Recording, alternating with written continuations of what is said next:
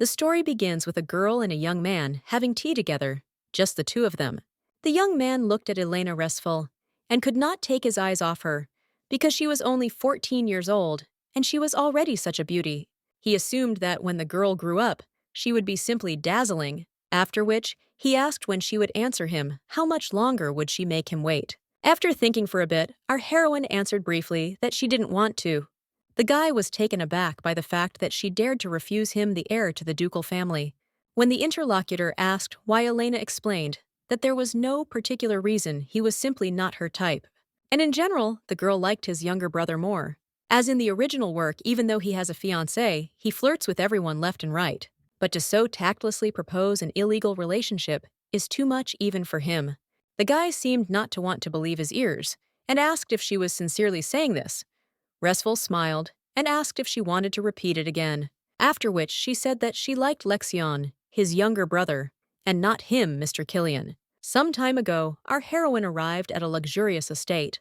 She was immediately met by the butler and greeted, saying that she was welcome, after which he introduced himself and said that his name was Alto. He was an assistant to the ducal family of H. Ilos. Then he invited them to follow him, and they headed towards the luxurious castle. Inside, they were met by a senior maid named Mary, who informed them that from now on, this girl would be her personal maid. The assistant immediately greeted me and said that her name was Rosie and that she was very pleased to meet me. Then she took the suitcase in her hands and added that she shouldn't worry about her things and carry them around with her. While Elena was thanking her, the butler coughed and said that the lady needed to greet the master. Meanwhile, all the maids were discussing how surprised they were when they saw her. One of them noted that she looked very much like Mr. Keene. The other said that there was nothing surprising about that, since the lady was his own blood. The third one exclaimed that she was really sorry, because being alone at such a young age is not easy. The girl objected that it was good, that at least this way their master would now take care of her. In fact, she was very lucky. The maid was indignant. How could she say that? How could this be a good thing after all her father had died? On the way, the little girl looked at the large number of decorations throughout the castle and noted that while you were cleaning it all up, there wouldn't be a second left to rest. A little earlier, Elna heard screams in the street. A little girl begged her mother not to send her there because she did not want to be a servant. The woman cried and asked for forgiveness, as she could do nothing because of her father's debts. The same thing was said about her, that apparently her father was a knight who owed a lot of money. And since the debtor himself died, they will have to be given to the daughter. What a pity, so small and without parents. After some time, they reached the Duke's office, and the butler said that she could go in there. Our heroine wondered if she would really work there now. She couldn't make mistakes. There was a young man sitting in the room who told her to come closer. She thought to herself that she felt a serious force, probably because he was a duke, but still she couldn't give in to it. Then she approached his table, bowed, and greeted him, calling him master. The guy asked in surprise, "Which owner?" It seems there was a misunderstanding. Resfel began to get nervous and really hoped that he wouldn't tell her to pay off her father's debt immediately. Where did she get that kind of money from? But the man said that she had not come to the castle as a servant, so there was no need to call him that way. The young man invited her here to look after the baby. When the girl asked in surprise why the Duke replied that he had a debt to her father, Elena exclaimed that it was not her dad who owed him, but on the contrary, perhaps he was once rich, but she simply did not know about it. The man interrupted her and replied that he owed him more than money, so he could now call him Lord Duke, and he could consider this place his home. Our heroine looked at him in shock and could not believe what she had just heard. After this, the maid led her into the room, and Elena asked if this would really be her bedroom. Now the girl answered that, yes, let her come in quickly. When the maid froze and did not take her eyes off her, Resfel asked why she was looking at her like that. Rosie answered, because the lady is very pretty, but there is no time for that. It is necessary to choose beautiful clothes for hers. Then she grabbed the little girl, who didn't understand anything, by the hand and dragged her along with her into the dressing room. After some time, after trying on different dresses, an outfit was finally chosen that suited her perfectly. The maid silently admired that she was simply dazzling and was definitely Kane's daughter. You just couldn't take your eyes off her, perhaps because she looked so much like him. When the girl said that she felt very awkward, the girl exclaimed that she should not talk nonsense because she had become even more beautiful. After which she asked if she would like to see the castle and drink tea in the garden. Since she had dressed up, Elena answered that it was fine. After a while, when she saw various cakes, the little one exclaimed that it was the first time she had seen something so appetizing. The maid was very glad that she liked them and enjoyed their taste. Suddenly, our heroine saw two boys heading towards her and wondered who they were. Resfel couldn't help but notice that they were both very handsome. When Rosie whispered in her ear that these were young gentlemen, it dawned on the little girl that these were the Duke's sons. The older one greeted her and stated that this meant that she was Cain's daughter. The little one was so confused that she just stood there and silently looked at him, then realized that she was staring at his face and didn't even say hello. After which she bowed and said that her name was Elena Resfel. It was very nice to meet you. The boy introduced himself as Killian, and this was his younger brother, Lexian Helos. Our heroine noted to herself that he is very cute since he gets embarrassed and blushes. Suddenly, the elder said that he heard that she had no plans for today. How about chatting with him alone? For a little while, he liked her up. At night, our heroine tossed and turned in bed as she was dreaming about a past life. At that time, the girl was an ordinary office plankton who was drowning in a pile of work every day. She lived in an atmosphere of terrible competition. That's why she always wanted to take at least a little break from this routine. The only joy in her past life was the fantasy romance novels she read on her way to work. Suddenly, the bus braked sharply, and the girl's phone slipped out of her hands. The young man decided to help her lift it and accidentally saw what was written there.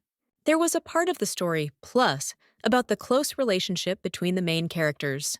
It was a fantasy romance for adults about regrets called No Regrets. Elena, in this work, was the villain and the lover of the main character. When the girl got pregnant, she screamed that it was Killian's child and that he shouldn't leave. But the guy did it anyway. After such a dream, our heroine suddenly woke up in a cold sweat. It just can't be that he left her even though she was pregnant. The next day, the maid opened the window and exclaimed that it was a very pleasant morning. Then she turned to Resfel and asked what she had dreamed about the previous night. The little girl was deep in thought, so she simply sighed heavily and didn't answer. The maid did not understand what was happening to her, so she came closer and tried to attract attention. Then the girl couldn't take it anymore and screamed what happened in the end, after which she grabbed her face and worriedly asked why she was so pale. Had she not gotten enough sleep? When Elena replied that it might be because of the new place, Rosie demanded to tell her the truth. Apparently, she was so amazed by the beauty of the Duke's sons that she could not sleep for a long time. Then she added that it was normal. She couldn't sleep there normally at first either. Their lord the Duke is truly so handsome and stunning that it is difficult to find words. The sons, of course, completely took after their father and are incredibly handsome. The maid really couldn't sleep at first because her heart was beating like crazy because of their unearthly beauty. Our heroine thought to herself that it was good that she wasn't the only one who fell in love with everyone, after which she began to shake her head in different directions and convince herself that it was just a dream, and most likely it did not have much meaning. Then she collected her thoughts and asked the maid if Mr. Killian had a bride. When Rosie replied that of course the little girl thought to herself that it was a stupid question, because how could the heir of a noble family not have a bride? It is necessary to ask about something else, something that no one spoke about, but which she had in her dream, after which she asked the question whether that girl was a lady from the Oswald Earl family. When the maid replied that she was right, it dawned on the little one that it was not just a dream. Just yesterday, she did not know that the Oswald family existed, and that it was a count's family. For her, a commoner, the aristocrats seemed to live in another world. How many ordinary people would be interested in which feudal lord owned their lands, and how would they know what counts there were? And our heroine had never heard anything about this dynasty in her life. But now she knows what the interior of these counts is like, and she can imagine it so vividly, although she has never been there. Although she could not help but know Jane Oswald, the girl was always the main character in her life. After some time, the girl was sitting near a flower bed and telling fortunes with a flower. She tore off the petals one by one and asked whether the young man was a scoundrel, yes or no. Suddenly, the girl heard some sounds that were coming from very close to her. When she approached that place, she saw knights training, Probably her father also trained there in his time. Looking at the strong young men, Elena thought that there was a real sanctuary there, and it was necessary to make pilgrimages there. When some of the boys paid attention to her, the girl thought that she shouldn't be annoying, so they would see each other later. On the way, she noticed a walking path, which was basically what was expected from a rich family. Walking along it, Restful thought that she was so stuffy, but now it was as if she was born again. Suddenly, she heard a desperate cry and started running in the direction from which it came. Perhaps someone was wounded. She felt very uneasy. Running to that place, she saw Killian, who was standing next to his younger brother. The book said that the main reason Lexian became a duke was his brother. He pushed aside his elder brother and got the title, and the main catalyst for this was Killian's constant bullying. Meanwhile, the young man was threatening the younger one and telling him not to even think about screaming. Our heroine couldn't stand it, quickly ran up, and locked the boy in with her, saying that this shouldn't be done. The guy's expression immediately changed to a friendly one, and he asked in surprise what Elena was doing in this place. The girl reached the training center. Did she really want to see him that much? Resfel was very irritated by this behavior, and wondered if he had gone crazy, after which she asked how such a thing could be said in such a situation. Killian laughed loudly and asked if that was why she was talking like that now. The little one became even more angry. From such treatment, she simply cannot believe it. He does not even consider his younger brother a person. The boy added that there was no need to pay attention to him. It would be better to go for a walk together, since they had already met. But Elena snorted and told him to go for a walk on his own. Then she leaned over to Lexion and asked if everything was okay with the gentleman. When the little girl wanted to touch him with her hand, he abruptly pushed her away from himself. Our heroine realized that, because of fear of his older brother, he even refuses to accept help. But she did not give up and made another attempt, saying that she would walk him home. Restful then placed the baby on her back, while Killian shouted that there was no need to worry about him. The little one replied that it seemed that the heir of the Duke of Halos called his brother. That won and resorted to violence, the noble name of the father suffered because of him. The young man was so confused that he couldn't even find what to answer. The girl told the baby to be patient just a little bit, and soon she would carry him home. I thought to myself that they say that you can understand a person's nature by one action. This guy is a real piece of trash that can't even be recycled. Our heroine will never become this scoundrel's lover. She doesn't even want to think about it. And also will not allow Lexion to be constantly bullied by his older brother. When the girl brought him to the estate, the maids were shocked by his condition. Our heroine was furious and did not understand why Killian was behaving this way with a small child. The head maid said that, fortunately, he had no serious injuries. Let them help him keep calm, and it was time for her to go. Suddenly, the girl bowed and thanked Elena for saving him, after which she introduced herself and said that her name was Sophie. She had been looking after the younger gentleman since he was in diapers. Resfel didn't understand why she was thanking her for this. Did she really know that Killian was making fun of him? After which she said that if she has been looking after him since childhood, then it means she knows about everything. The maid replied that yes, their younger master had started to be bullied about 6 months ago. It all started when the master went off to war. Young Master Killian naturally began to replace him. Although he is young, he is still the rightful heir. The girl even felt respect for him, but at some point abrasions and wounds began to appear on the younger gentleman's body. The boy even had nightmares in which he asked his brother to stop bullying him. Sophie couldn't even imagine that the young master would do this to the younger one. The others also gradually began to find out about it. The estate staff began to whisper that the elder brother was beating Lexion, and that he had serious injuries.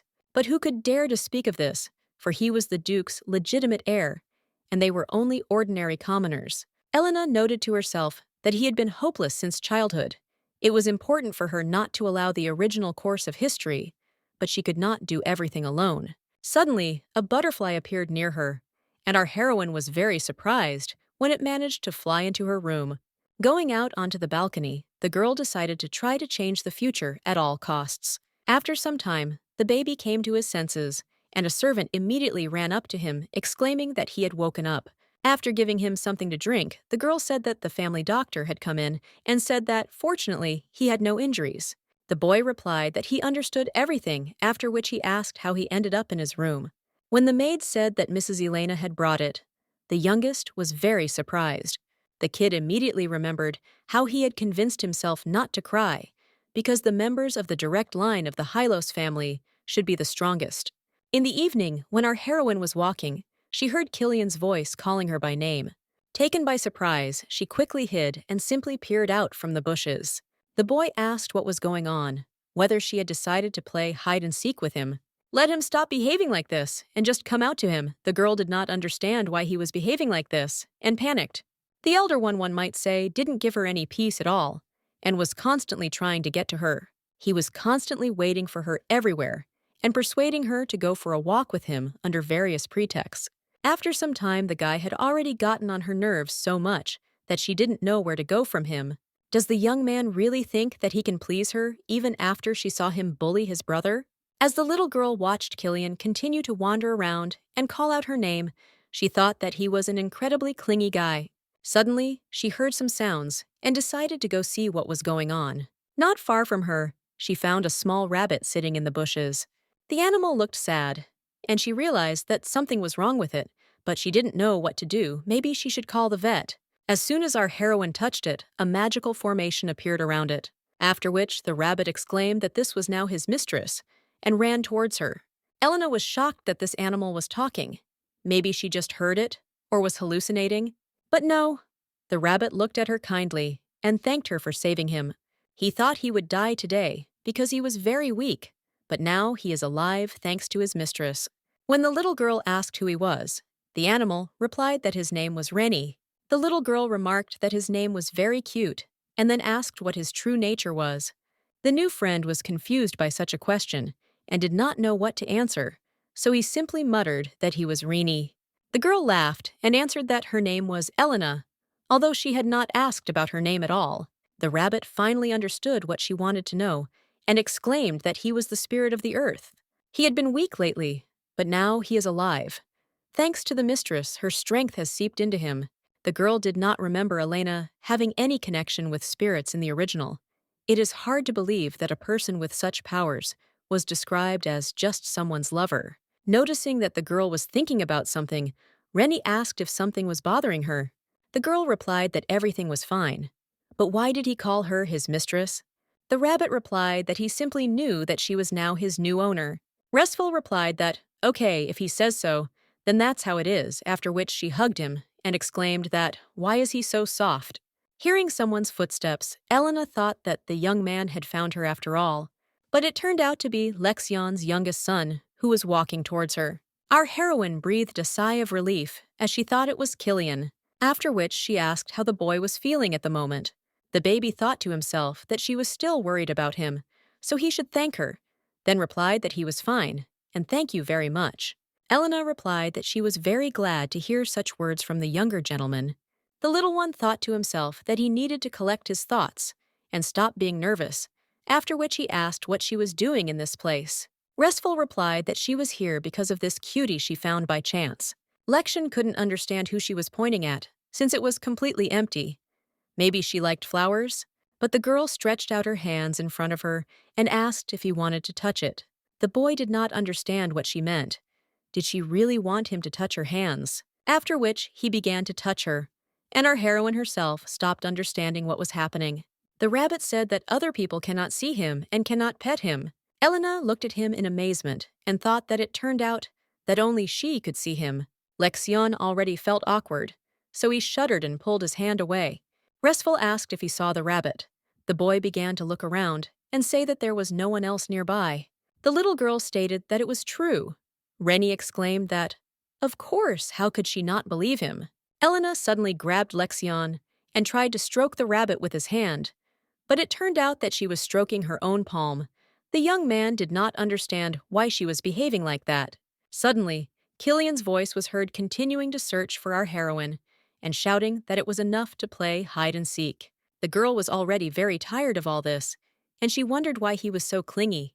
Then she hugged the boy so that he would not be afraid and told him to be quieter, after which she muttered that he was probably hungry and they could go eat. She wanted to have dinner with him. After some time, the butler said that this was unexpected. The young man meant the younger gentleman. The man smiled and replied that yes. He didn't think the guy would suggest having dinner together. While dressing, the Duke asked if there was any strange smell coming from him. The young man immediately began to sniff him from all sides, after which he said that there was no smell coming from him, and if there was one, it would only be from the ink. The Duke said that he still cannot forget the expression on his face when he returned from the war. The youngest son was stunned by his father's appearance, so he simply ran away from him. The butler explained that the gentleman had just returned from a trip, which is why he reeked of blood. The man did not expect Lexian to be so gentle, but for him it is permissible because he is very young. Then he asked how the elder was working. The assistant replied that at first he was at a loss, but later it became so good that they no longer felt his absence. The Duke stated that since he was the heir, he must behave appropriately. After some time, the table was set and it was time to begin the meal. The eldest son stared at our heroine and winked at her constantly. The girl tried to pretend that she didn't notice this and didn't even look in his direction. Suddenly, the Duke asked the girl if she liked the food. The little girl answered that she did. Killian immediately noted that she eats as little as other ladies. Elna is already charming, but apparently wants to become even more beautiful. Restful decided to demonstrate how she can actually eat and started stuffing herself with everything. The eldest son immediately said that it was good that she had a great appetite. He really doesn't like it when people exhaust themselves to become slimmer. Then the young man began to pull a fork with meat on it towards her and told her to eat this too. But our heroine thanked him and replied that she was already full. In general, she doesn't eat much. She thought to herself, why is he giving her the remains of his food? Does he really think that the girl will eat scraps? Killian looked at her and wondered why he was trying to make such an indifferent expression on his face. Elena turned her attention to Lexion and noted to herself that she thought he would be uncomfortable having dinner next to his brother. But it was good that he ate with appetite, after which I noticed that he was eating selectively and putting vegetables aside. Therefore, I thought it necessary to say that he will be able to grow only if he eats vegetables too. The man immediately reported that his youngest son does not like them in any form. Our heroine thought to herself that of course it's hard to find a child who would like them, but suddenly, the boy speared broccoli with his fork and grimacing began to chew it. The Duke noted that this was surprising because he did not eat them even when his father and his wife asked him. Fortunately, the baby obeys Elena well, after which he said that it was necessary for them to eat together from the very beginning. They did not have much time left for joint leisure. Our heroine was very surprised because she did not understand what he was talking about at all. Seeing the silent question in her eyes, the Duke explained that with the arrival of spring, Killian and Lexion would go to the academy. In spring meant in 3 months since, in their kingdom, winter is short, so it comes a little earlier. All children at a certain age are admitted to study at the capital's academy. There, they study swordsmanship, martial arts, history, economics, politics, art. There are many areas of study in the educational institution, but there is one that is not taught. Perhaps Elena Resfel could have become a powerful sorceress who would have changed the course of history if she had not fallen in love with Killian. The Duke asked if the girl would also like to enroll in the academy. Our heroine thought to herself that there was nothing there that she wanted to learn. Therefore, she replied that she needed time to think. The man replied that it was fine. Apparently, it was too unexpected for her, but it would not be too late to think about it even when Jane arrived. The little girl thought to herself that she would really come. Would everything really go according to the original plot? The head of the family continued that Oswald is Killian's fiancé, and she will arrive for training in a few days. It would be good if they became friends with each other. Elena smiled and replied that she was waiting with impatience, as she was very interested in what kind of bride her eldest son would have. After some time, the young man caught our heroine in the corridor, after which he pressed her against the wall and said that even if the bride arrives, she will still remain the only one for him. The baby should know about this. Restful frowned and asked angrily what he thought the relationship was like between them at the moment. The boy asked what kind of things this was. She asks because she really doesn't understand, or is pretending. Our heroine began to try to silently push him away from her. Killian took her hair and whispered that Jane was still just a bride. If she wanted, they could be together. Restful looked at him and replied that there could be absolutely nothing between them. Let him not be mistaken. After which she turned around and began to quickly walk to her room. The young man thought to himself that she was very stubborn and he liked it. Already in her bedroom, Elena muttered that she was simply sick of him. She would never in her life become the lover of this disgusting scoundrel. The next morning, the maids woke the girl up, began to bathe her, and force her to try on different dresses. The girl thought wearily to herself that it wasn't she who needed to be dressed up today, because all the attention today will be focused not on her, but on her eldest son. The official wedding of Killian and Jane will take place in the year of their coming of age. After 3 years have passed, his fiancée, who is the main character of the original novel, will be living in this castle from today on to take lessons as a future wife. However, in the original story, the two never get to marry in the end. The guy kept coming up with excuses, saying that he thought he would need more time to train to become the heir.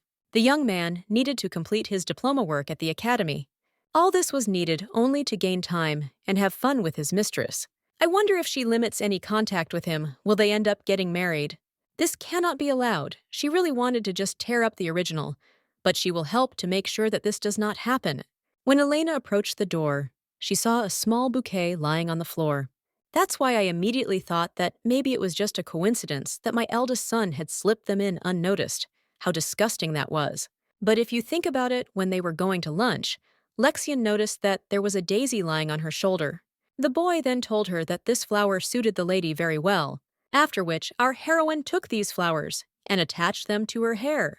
There was a commotion in the hall on the first floor as everyone prepared to receive the guests. Killian yelled at his younger brother again, saying that he had ordered him not to leave his room and that he should stop looking at him with those eyes. But just as he was about to strike again, Elena grabbed his hand to stop him. The young man immediately tried to justify himself by saying that it was just a simple misunderstanding. Resfel wondered to herself what exactly could have been misunderstood here. The young man continued that he did not intend to beat him, but simply wanted to scare him a little. The girl objected that in fact threats to someone can also be considered violence. Then she turned to Mr. Lixion and asked if everything was okay with him. The baby didn't answer, but simply looked at her silently with tear-stained eyes. Elena did not understand why he did not answer. Perhaps he was worried that because of him, she would end up in a bad situation. Therefore, she said that he should not be afraid and helped him get to his feet, after which she whispered in his ear that, "Thank you for the flowers, she really liked them." Suddenly, the butler's voice was heard announcing that Mrs. Oswald had arrived. It was Jane, the main character, who greeted everyone present.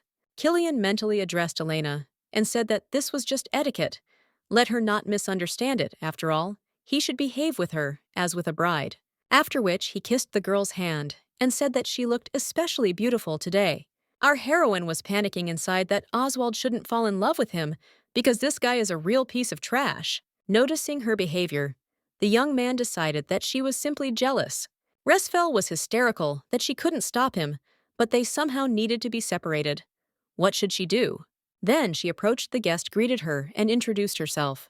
Jane replied that she was very pleased to meet you and hoped that they would become friends. Our heroine thought to herself that she was so charming, like an angel descended from heaven.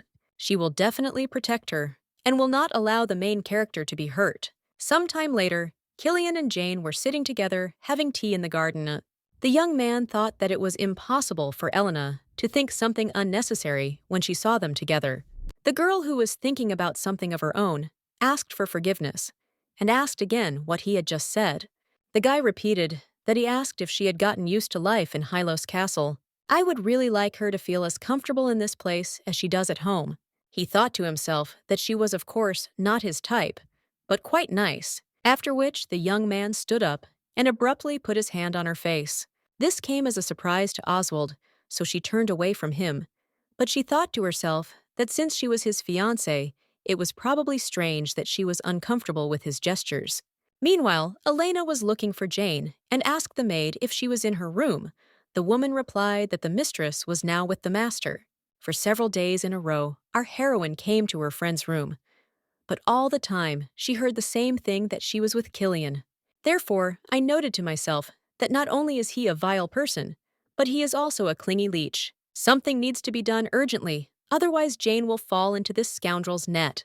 Watching them chatting sweetly together, the girl panicked inside that she should never fall in love with this bastard. All this cannot be left just like that. But she has no reason to interfere with them. Maybe if she doesn't stand in their way, like she did in the original, he won't become like this. Suddenly, she saw her younger brother, who whispered and asked what she was doing there. Elena pointed her finger at the gazebo and made it clear that she was on reconnaissance. For some reason, the young man's expression suddenly became sad. Our heroine immediately asked if he was still making fun of him, but the guy replied that he wasn't. After which I thought that maybe if Killian gets on the right path, it won't become like the original. Maybe it's just worth leaving everything as is. After some time, the girls sat together in absolute and awkward silence. Suddenly, they turned sharply and simultaneously to each other to say something, and this made them laugh a lot. Jane decided to speak first and stated that they had not seen each other since she arrived at the estate. Elena noted that indeed she knew how much the girl wanted to meet her. Oswald replied that she had been told that Resfel had been looking for her during the guest's absence from the castle. The bride hopes that they will definitely become friends when they attend classes together. The little one thought to herself that she couldn't believe that she would be friends with the main character of the novel. So this is what she really is like. In the work, Jane was cold and gloomy. Maybe she is like this now because she has not been wounded yet. The girl added that she had spent her entire life in her house, and because of this, she had no friends her age. Therefore, she really wants her and Resfel to become friends. Our heroine replied that she wants this too. Suddenly, a woman entered the room and said that her name was Yuri, and that from today on she would be their teacher. Almost immediately, a lecture on the history of the empire began, which the teacher told in a very interesting way. She graduated from the Imperial Academy, with honors, is a researcher at the Imperial Research Center, and also won second place in the capital's martial arts competition. All the information is remembered like clockwork. They are very lucky to have such an amazing person teaching them. After some time, the lesson was over, and the woman said that that was enough for today. Our heroine was very sorry that there would only be 3 lessons a week.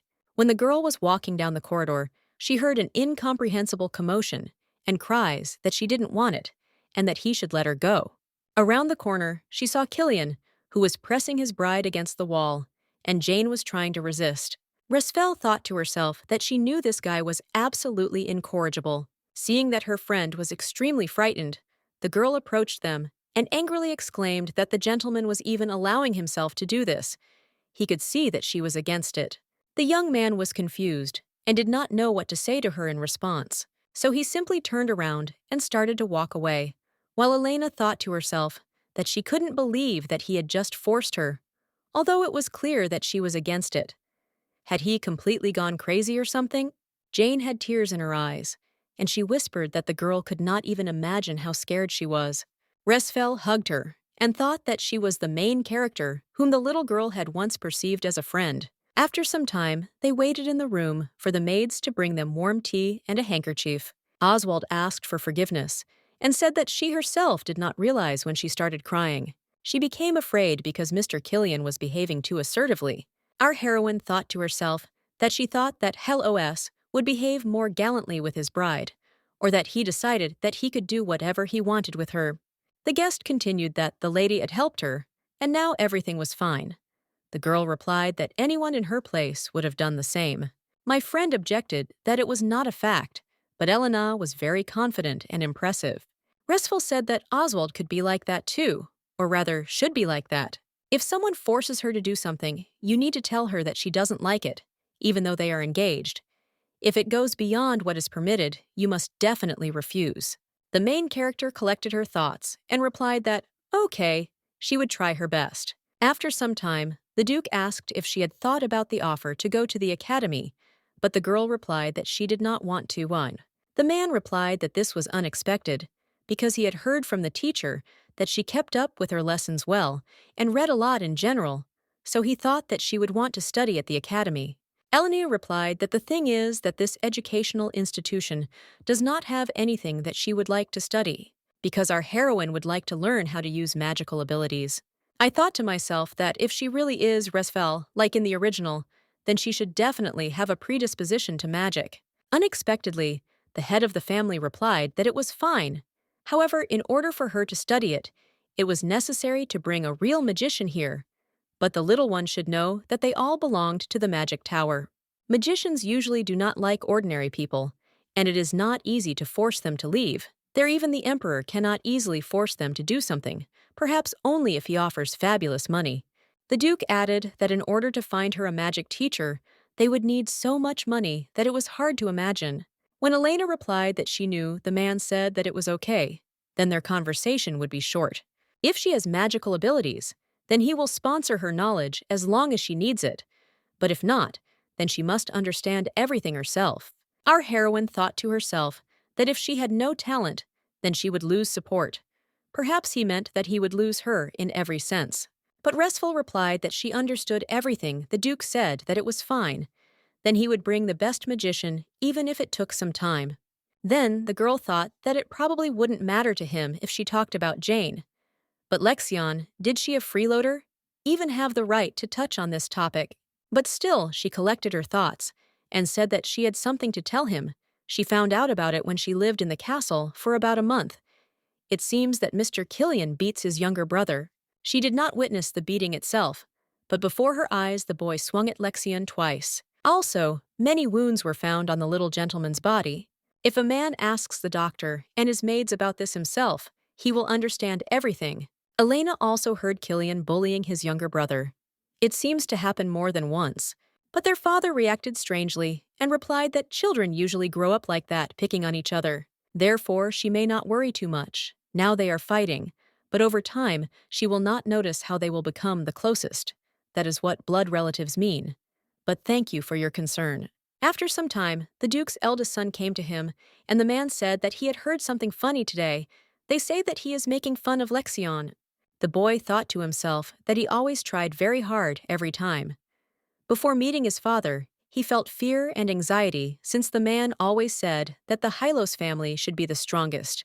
After the death of his mother, the only thing left in his father's life was the work of the Duke. He threw out everyone who was useless without pity, and what helped him was accepted indiscriminately.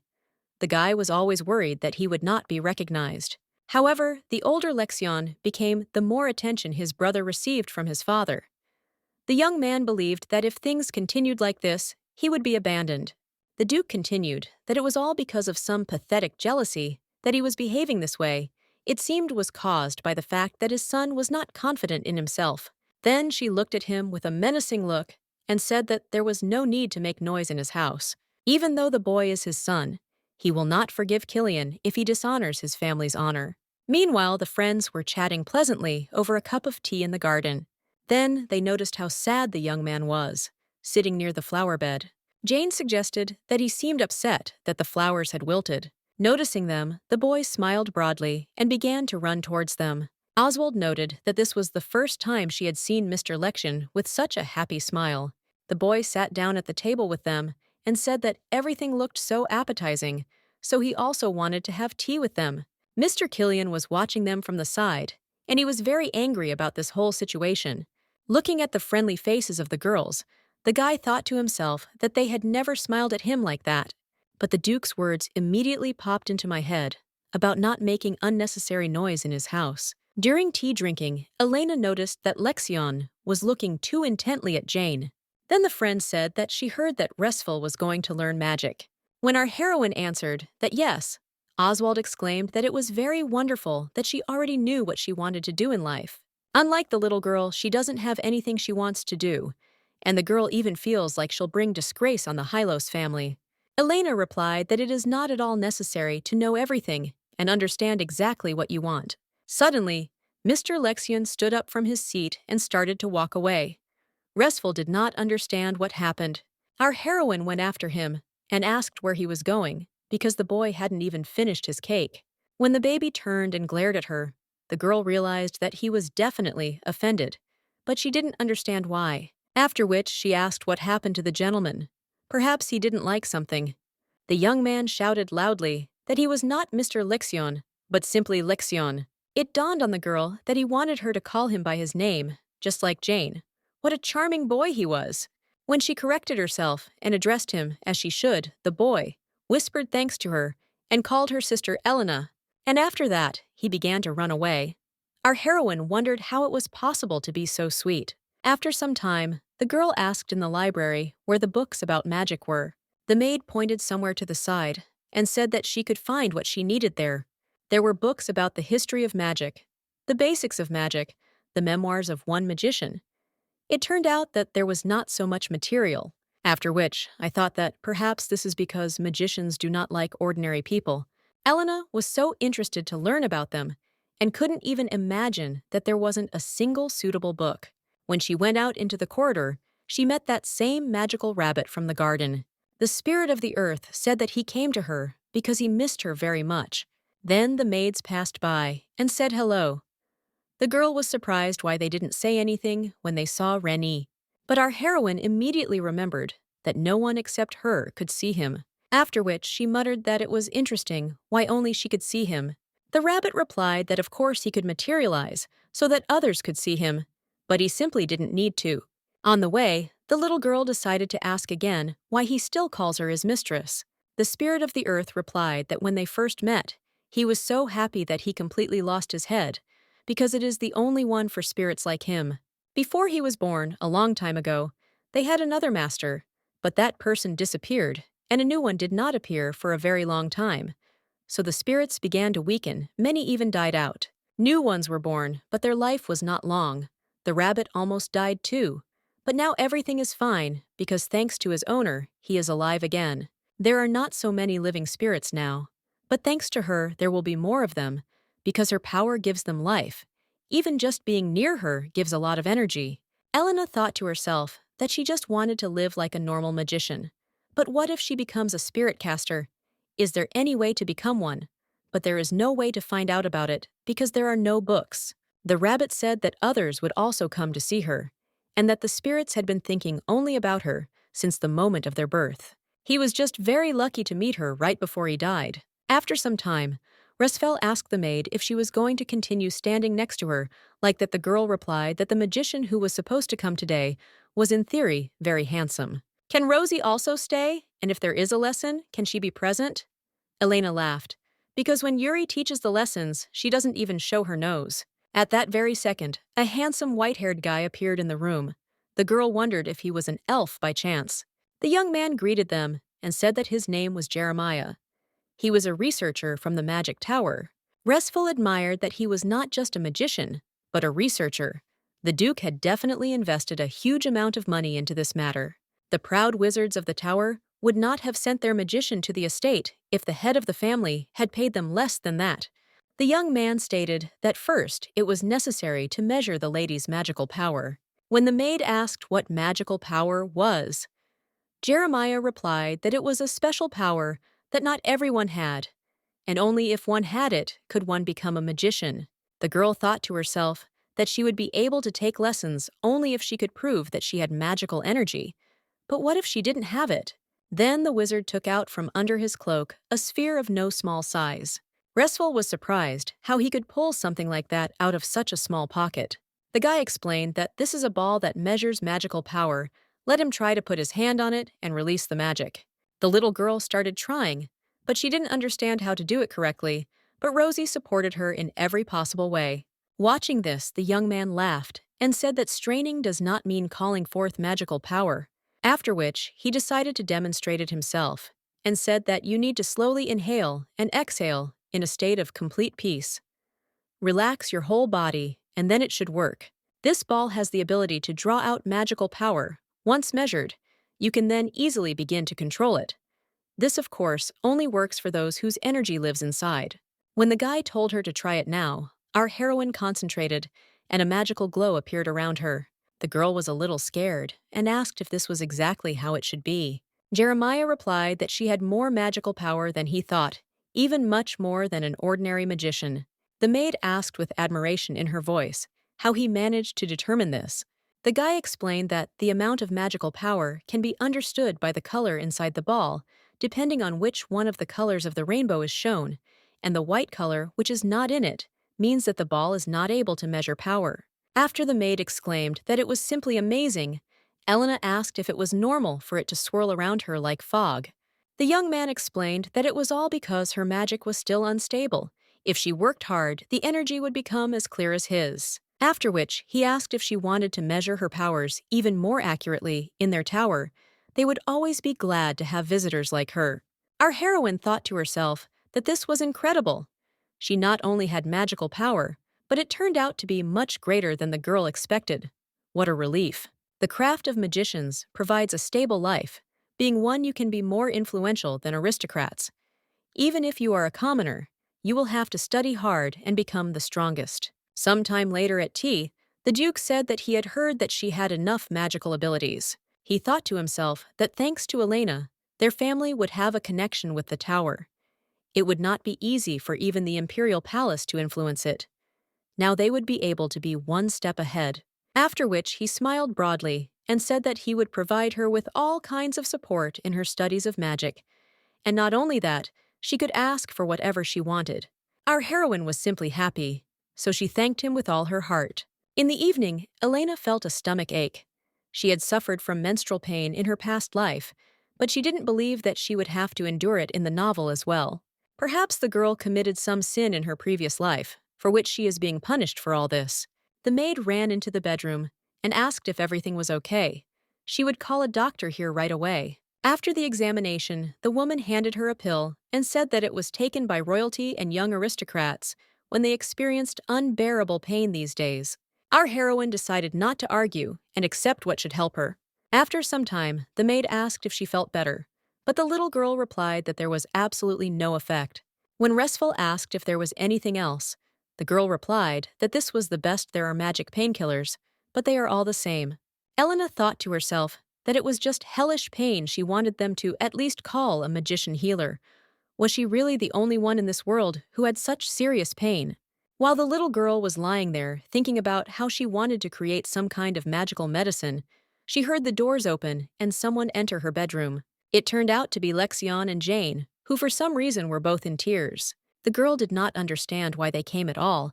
She had told the maids not to let anyone in to see her for a couple of days. Looking at the guys, our heroine said that everything was fine with her. There was no need to cry. The young man took her hand and sobbing asked if she was sure she was not dying.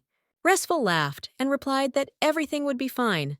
She just needed to rest for a few days. On the second day, Elena was still in pain and she was wondering when it would get easier. Suddenly, a rabbit appeared near her, who noted that she was clearly not feeling well. The girl explained that she had menstrual pain. The spirit of the earth asked if she had taken any medicine. Our heroine answered that she had, but it had no effect. The rabbit burst into tears and said that he did not want her to die, but Risfel replied that she was still alive, after which he placed the plant in front of her and said that it was a rabbit flower. Let him try to eat it because it has pain-relieving properties, so it should help. The spirit warned her just in case that only rabbits eat it, but the girl snatched the flower and said that she could chew even a stone if it would help get rid of the pain. Our heroine began to chew it and think that she just needed to imagine that she was a rabbit and eat it. Literally, immediately, she felt that the pain disappeared.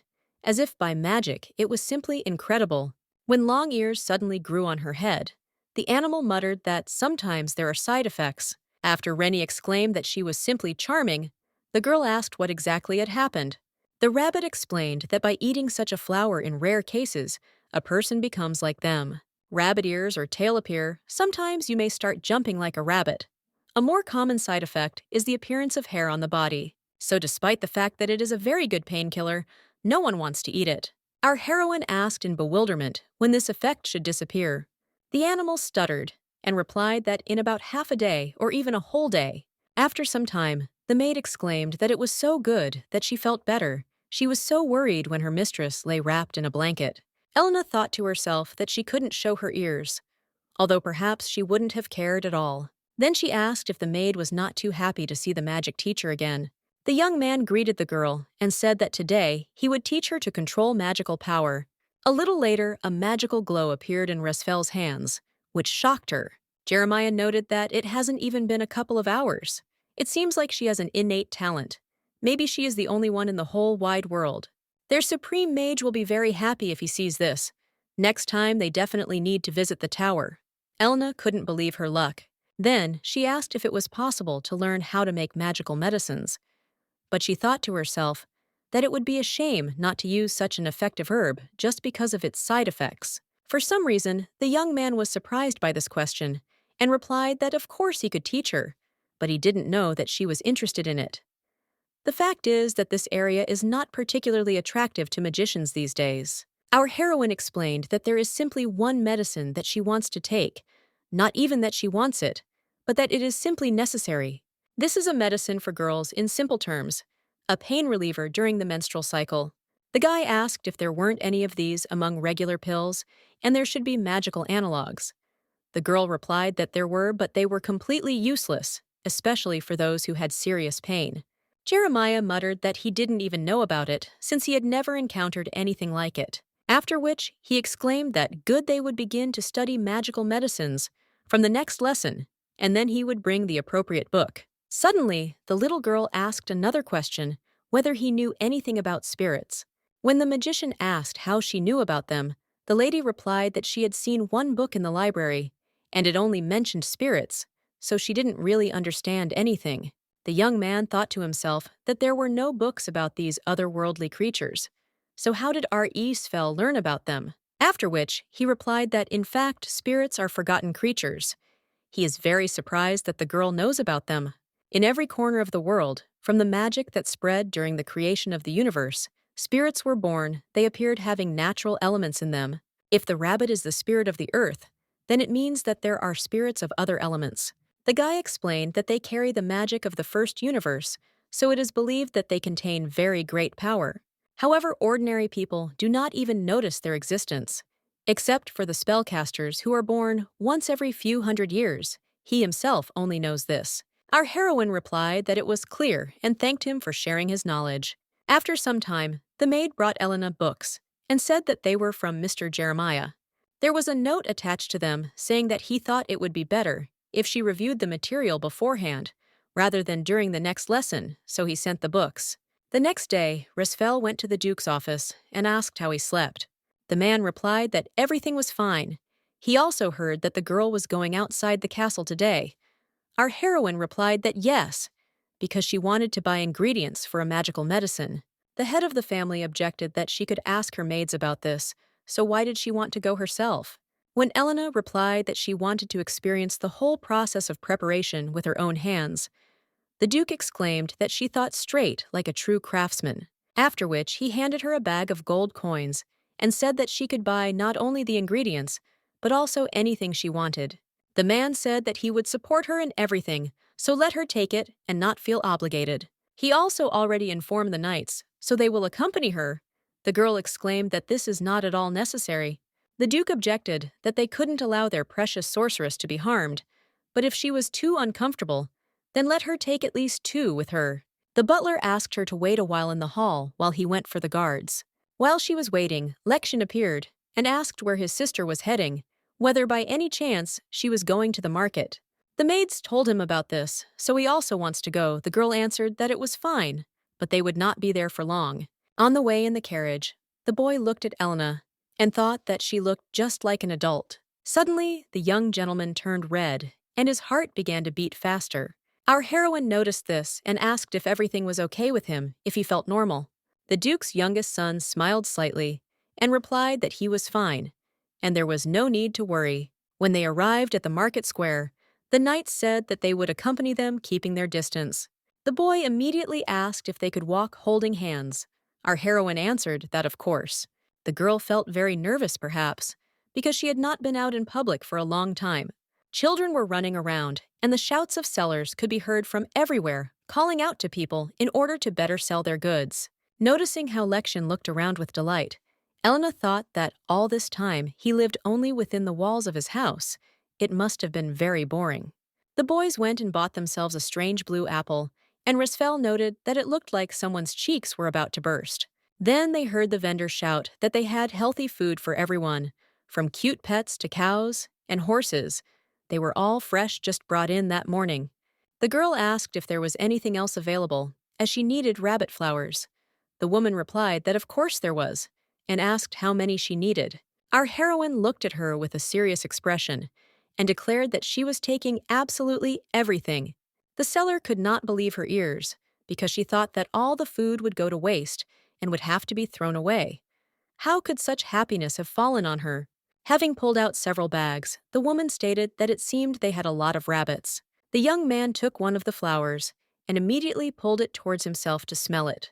The merchant immediately snatched it from his hands and exclaimed that it was impossible to eat, since it was not for people. On the way, the little boy asked why she had bought so many rabbit flowers, since she didn't even have a rabbit. Elena explained that she wanted to create a magic medicine. This ingredient is not currently used in either conventional medicine or magic, but she would like to try using it. When asked if her sister would become a sorceress, the girl replied that she thought she would if she continued to study everything as needed. Sometime later, Risfel thought that she only needed to get rid of the side effects of the transformation into a rabbit. There are elixirs that dispel the transformation. Maybe it will work if she uses them. I would like to use the rabbit flowers right away, but everything needs to be done in order, so it is better to practice first. So the first thing she will try to do is prepare a basic magical medicine. After some manipulations, she muttered that the book said it should be a soft pink shade, and this was a failure. But this was only the first attempt. Since she managed to give the elixir such a color, it means that she does have talent. At this time, Lexion and Jane were quietly spying on our heroine, who was extremely focused. The guys didn't even know how many days had passed. They were very bored without Elena. After some time, the girl exclaimed that it worked, because the smell became as described in the book, and the gray tint, which is typical for painkillers. The young man looked at this substance in surprise, and asked if she had finished already. Restful exclaimed that, yes, she took the methods described in the book as a basis, combined the recipe for preparing two medicines, and got a new one. Namely, preparing a magical medicine to dispel the transformation and a magical painkiller, although she still doesn't know if the side effect of the rabbit flower has disappeared. The guy noted that it was very commendable that she, taking into account the characteristics of the flower, came up with a way to neutralize the side effects. It is not easy to make even the most basic elixirs, but the girl was able to create something new. Not everyone can do that. He was very lucky with his student. When Elena objected that she had done it, but what if there was no result? The young man replied that there was no need to worry, all this could be easily checked. Let him just remember that there is no success without mistakes. Our heroine was very nervous and said that she had not slept for several nights in a row. Jeremiah reminded that the first pancake can turn out lumpies, after which he added that this is used in the creation of magical medicines. You can find out whether it is useful and whether there are any side effects if you drop the elixir thereof. The little girl looked at these colors with confusion and asked what it all meant. The magician explained that the blue on the left means that the medicine is effective, and the green on the right means that there are no side effects, so no one will become a rabbit after taking this medicine, and the pain will also disappear. The girl was able to create the medicine she wanted. It seems she doesn't need it anymore, but Elena objected that no, it was all only thanks to the books that the teacher had sent her earlier. I thought to myself that, thanks to this, I will now be able to live peacefully during menstruation. I need to thank Rini as well. The young man stated that there was still something very important left. How about distributing it through the tower? It would be responsible for production, distribution, and promotion. Let him put his signature in this place. The terms of the contract will definitely not be bad. Her medicine is still amazing, but it needs to be worked on so that it can be sold as a product. If other tower scientists work on it, the ideal magical painkiller will be born. Our heroine asked whether it means that other people will be able to use it. The young man explained that, of course, not only in their empire, but also in other countries, a lady could become rich in the blink of an eye. Having carefully studied the contract, the girl replied that she agreed to such conditions. The next day, the cook gave our heroine the freshest carrots as she asked, after which the girl went out onto the balcony, and magical energy began to emerge in her hand. This is their signal after meeting a rabbit. This is how she calls him to her. Spirits whose source of power is the magic of the caster can sense it. Elena hasn't met anyone else besides Rennie yet, but according to him, they only need one contact with the caster, after which they can teleport to him.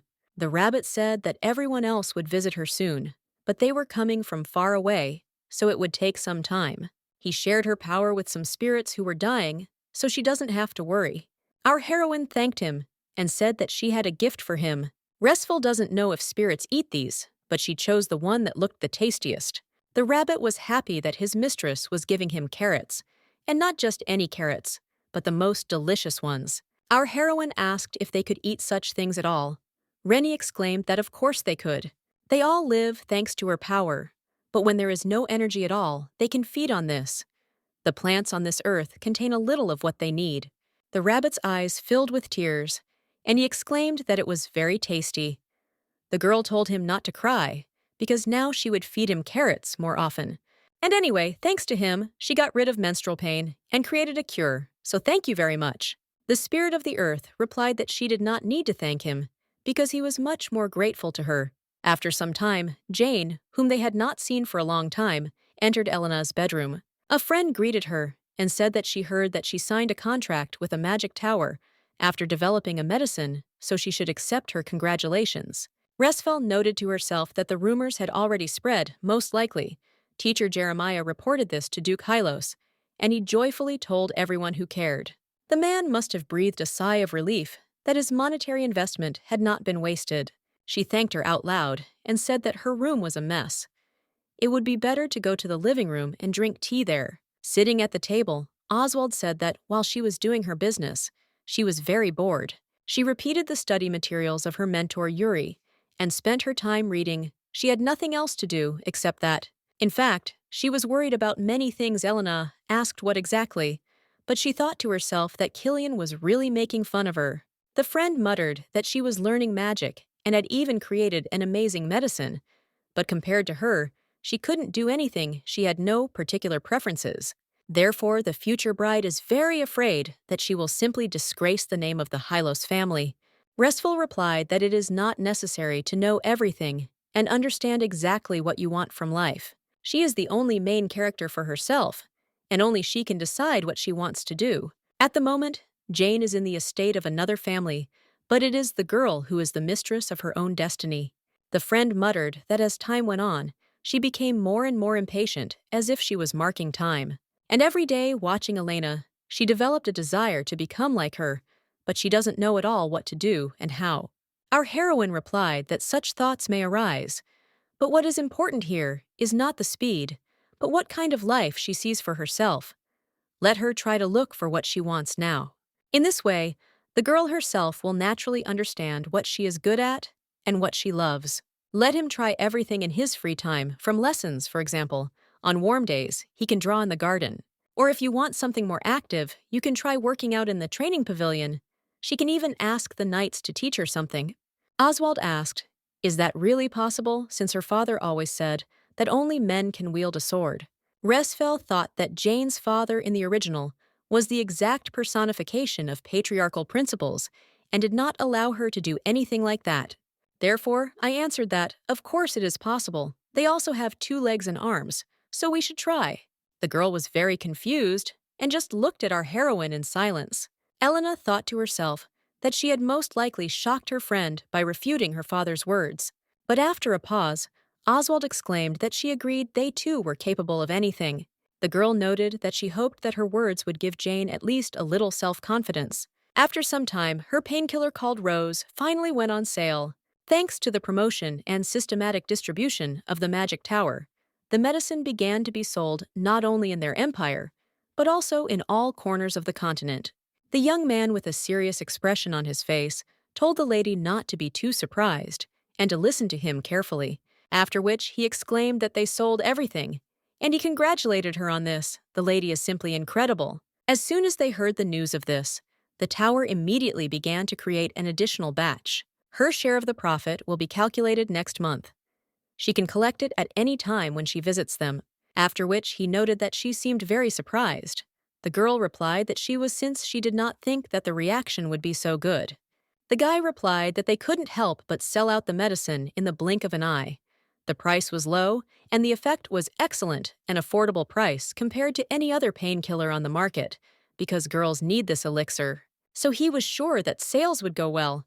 The maid exclaimed that she thought so too. As for their lesson today, the young man suggests going to the tower. On the way, they met the Duke, and the boys greeted each other. The man explained that he came because he heard about Elena's departure to the Magic Tower, after which he handed her some money and said that it was for pocket expenses. Our heroine noted to herself that he seemed delighted that she could become a sorceress. He even put his work aside and came. Then she thanked him. In the carriage, Resful reflected on the fact that the tower was located in the desert at the border of the empire, and thus did not belong to any country. She has great influence due to her powerful magic, especially the supreme mage of the tower, who can compete for power with the emperor. It is for this reason that wizards are treated with greater respect than the aristocrats of the empire. Walking down a dead-end alley, the girl did not understand why they went there. Then the boys went into some inconspicuous second-hand bookshop. Approaching the shelf, the young man asked to wait a little, since the arrangement of the books changes every time, so it takes time to find the right one. When the young man moved one of the publications, the shelf moved slightly to the side, and a portal appeared, after which the wizard told her to follow him, and took a step straight towards him. Elena was at first confused whether she could go in there, but then she decided that she would find out when she got there. On the other side of Rasfel, I saw a tower that was so huge and snow-white. Looking around, she did not notice anything unusual, although she thought that she would see all kinds of magic even at the entrance. Suddenly, Jeremiah appeared next to her and asked how she felt about the surroundings. Elena replied that she didn't know yet. The guy added that it was too early to be disappointed, since it was much more interesting inside. Our heroine asked what kind of blue light had transported them to this place. The magician explained that it was a portal. There are not many of them, as they were created by their supreme mage, using a large amount of magical energy. There are only 2 in the entire empire, and 1 in each of the neighboring kingdoms. But portals cannot be used unless you are a tower mage. The girl asked how she did it then. The guy replied that she had been with him, after which he said that this was the central room, the heart of the entire tower, and the place where the supreme mage lived. While the girl was looking around, a young man on a broom rushed past her, shouting that she needed to be careful because he was in a hurry. Then 2 girls rushed past her, chasing something invisible. The young man said that things were a bit hectic around here, weren't they? Our heroine replied that although her head was spinning, it was still very funny. On the way, the young man said that the reason for their visit to the tower today was very simple. It would be necessary to accurately measure her magical energy. At the same time, he wanted to show her information about the sales of the medicine. Also, if she wishes, it will be possible to register her as an official member of the Magic Tower. Then the young man added that first it was necessary to take measurements, and then everything else. Elena noted that it was so bustling downstairs, but here it was quiet. The young man explained that the magic of silence was imposed in this place. There are many eccentrics among the magicians, and their leader does not like noise, so she cast this spell. After showing her a huge ball, Jeremiah said that she had already seen it before it was a sphere that measured magical power. The girl noted to herself that yes, but it was tens of times larger than the one she had seen earlier. The guy said that, like last time, let him put his hand on the ball and release his power. As soon as Resful did this, a bright magical council lit up the room. The young man exclaimed that as he had expected, her magical power was simply enormous. It seems that the girl has even more of it than the young man himself. Apparently, Elena will be second in power after the Supreme Mage. Our heroine thought to herself that the original also said that the baby had powers that could change the whole world. Maybe that's why it's like that. Then they came to another door, and the guy said that those who are responsible for Rose are in this room. She can follow the manufacturing process and get acquainted with detailed sales data. Jeremiah will go away for a bit on his own business, and in the meantime, she can look around. According to the teacher, at first, the medicine did not arouse much interest in the tower, since magic elixirs are not their main sources of income. But when the production of the second batch began, having learned about the effectiveness of the drug, many wanted to join the production, even if late, and the team itself was moved to the central tower. The girl couldn't believe that a whole team had been created for her medicine, and then she knocked on the door. A young man immediately appeared and said that they were very busy, so let him speak briefly and to the point. Elena replied that she came to get acquainted with the sales details and to look at the manufacturing processes of Rose. The guy grabbed his head and exclaimed that they were already busy up to their necks with the production of the second batch. From which team did they even send it? Our heroine replied that she is not yet an employee of the tower, but she is the author of Rose, and her name is Elena Resfel. The young man was taken aback and muttered that he had not expected her to come so suddenly. His name is Har V. E. Kantvel. He is the head of the team responsible for this medicine. The guy apologizes very much for his rudeness. The girl replied that it was okay that this could happen to anyone, because he was very busy, but she thought to herself that people become irritable when they have a lot to do. She had been like that in her past life, after which she added that perhaps it was in vain that she came today. But the young man objected that no, the girl is the creator, so she can come whenever she wants. When our heroine entered the room, she was surrounded by a crowd of employees who could not believe their eyes that this was really the author Rose. People were amazed that this medicine was a real revolution. How did she even come up with such a brilliant idea? Meanwhile, a young man came to the supreme magician to tell him some news.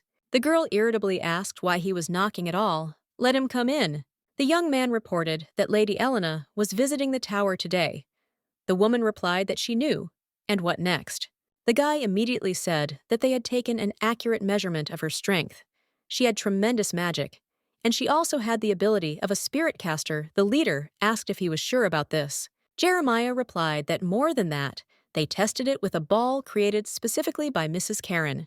He was overcome with anxiety as soon as he saw Elna's spirit caster powers.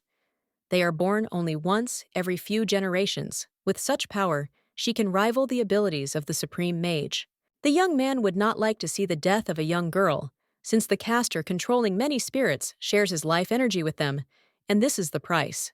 The girl replied that she understood him perfectly well, because she was his protégé, which is why he valued Elena so much. But right now, they couldn't influence anything. The young man objected that the lady knew a lot about spiritists. Karen replied that she knew, and so well, that there was no one in the world who knew more. Let him bring this little girl to her. Meanwhile, the young man was saying that everyone wanted to meet the author of the medicine. It makes your head spin, doesn't it? Elena replied that she was simply surprised. The guy exclaimed that of course they wanted to see her. The sphere of magical medicines was fading away step by step, but then a talent like her appeared. There is a lot of noise now because everyone wants to create several drugs with her. It never occurred to anyone that an elixir could be created from such a common ingredient as rabbit flour. After which, he exclaimed that he had completely forgotten that she had said that she wanted to look at the sales records of Rose. As soon as the girl replied that she heard that everything was sold out and she was interested in taking a look, magical energy appeared in Hari's hands. A moment later, a sales report appeared in our heroine's hands, and the guy added that she could look at the data carefully and ask questions if she was interested in anything. Resfel was shocked by this information. Does this really mean that she is now terribly rich? Of course, it is inferior to the income of the Duke of Halos's family, but she has definitely become rich. Jeremiah appeared in the room and asked how she was doing. The girl replied that she had been shown the sales book. Now all that was left was to see the manufacturing process, and the young man muttered thoughtfully, what should he do now since the Supreme Mage had expressed a desire to meet with her? When they went up to the office of the head of the magicians, our heroine noted to herself that she was incredibly beautiful. The woman said that she was the owner of this tower, and her name was Karen, after which she clarified whether she had created Rose. When a woman commented that Elna was a cutie and why she was so worried, she replied that it was because Karen was very beautiful. The Supreme Mage asked her to come closer and say that she was not deprived of her external data either, after which she asked if the girl wanted to work in the tower. The little girl answered without hesitation that she did. But there was one thing: if she left the castle, what would happen to Lexion and Jane? If the girl, the only obstacle, disappears, Killian and his bride can marry as planned, and if their marriage is successful, the boy will definitely inherit the title of Duke.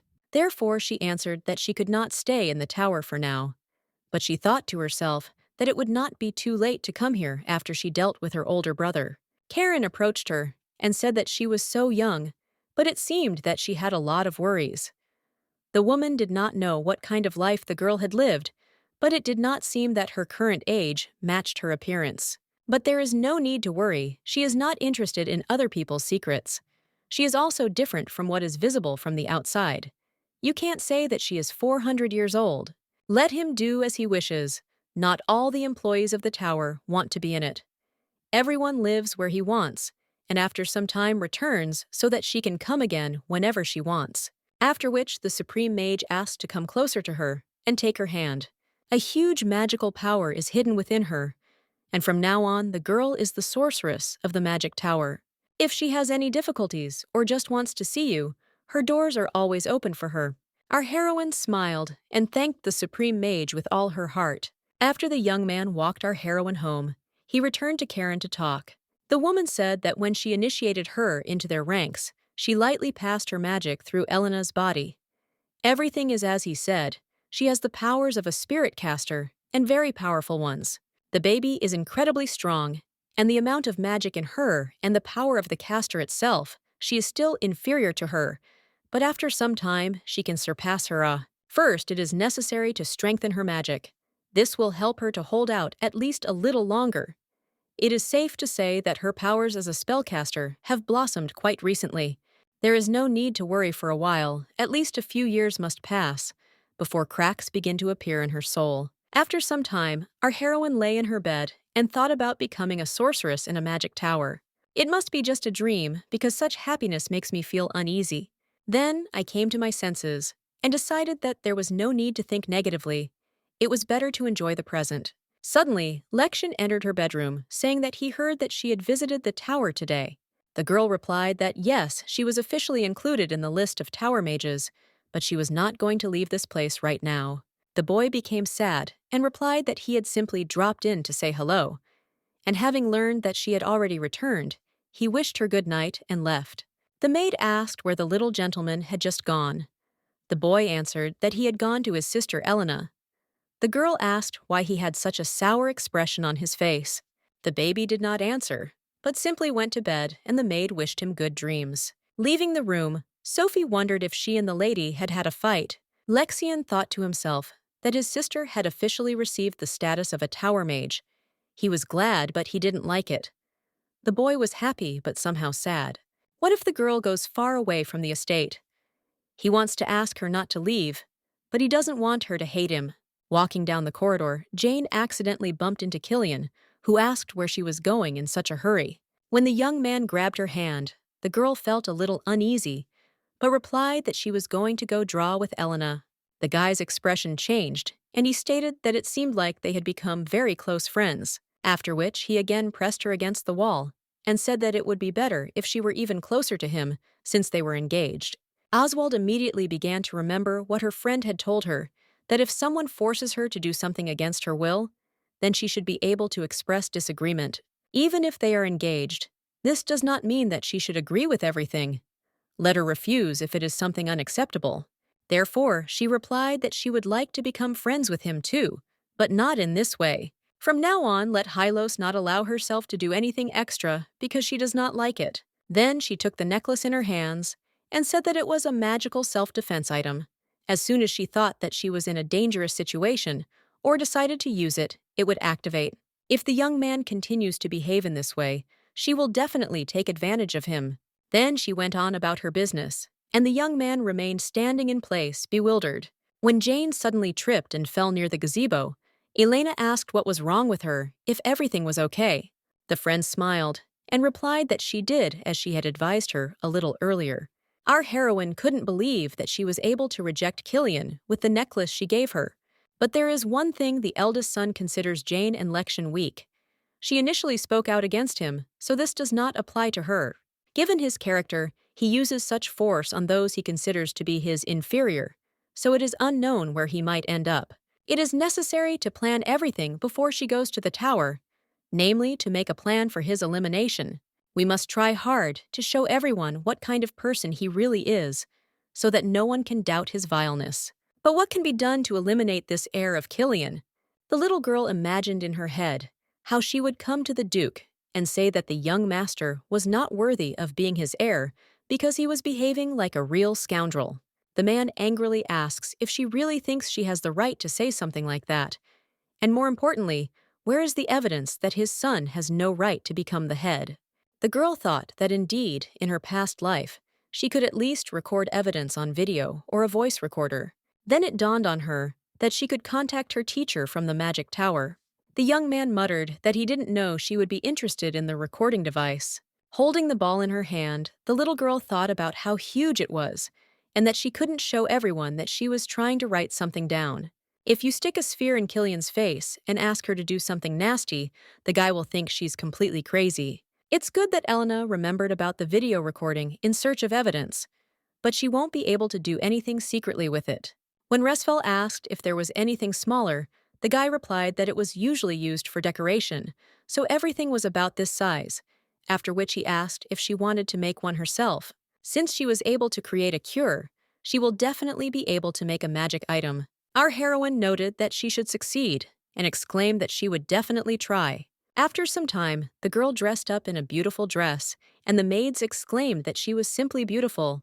Elena thought to herself that Duke Halos had to arrange a reception in honor of the victory right now. Today, a man has to introduce her to society, and she doesn't really like being the center of attention. She immediately had a picture in her head of how the Duke would explain to everyone that he had decided to support the daughter of his noble savior. But it turned out that she was a capable sorceress.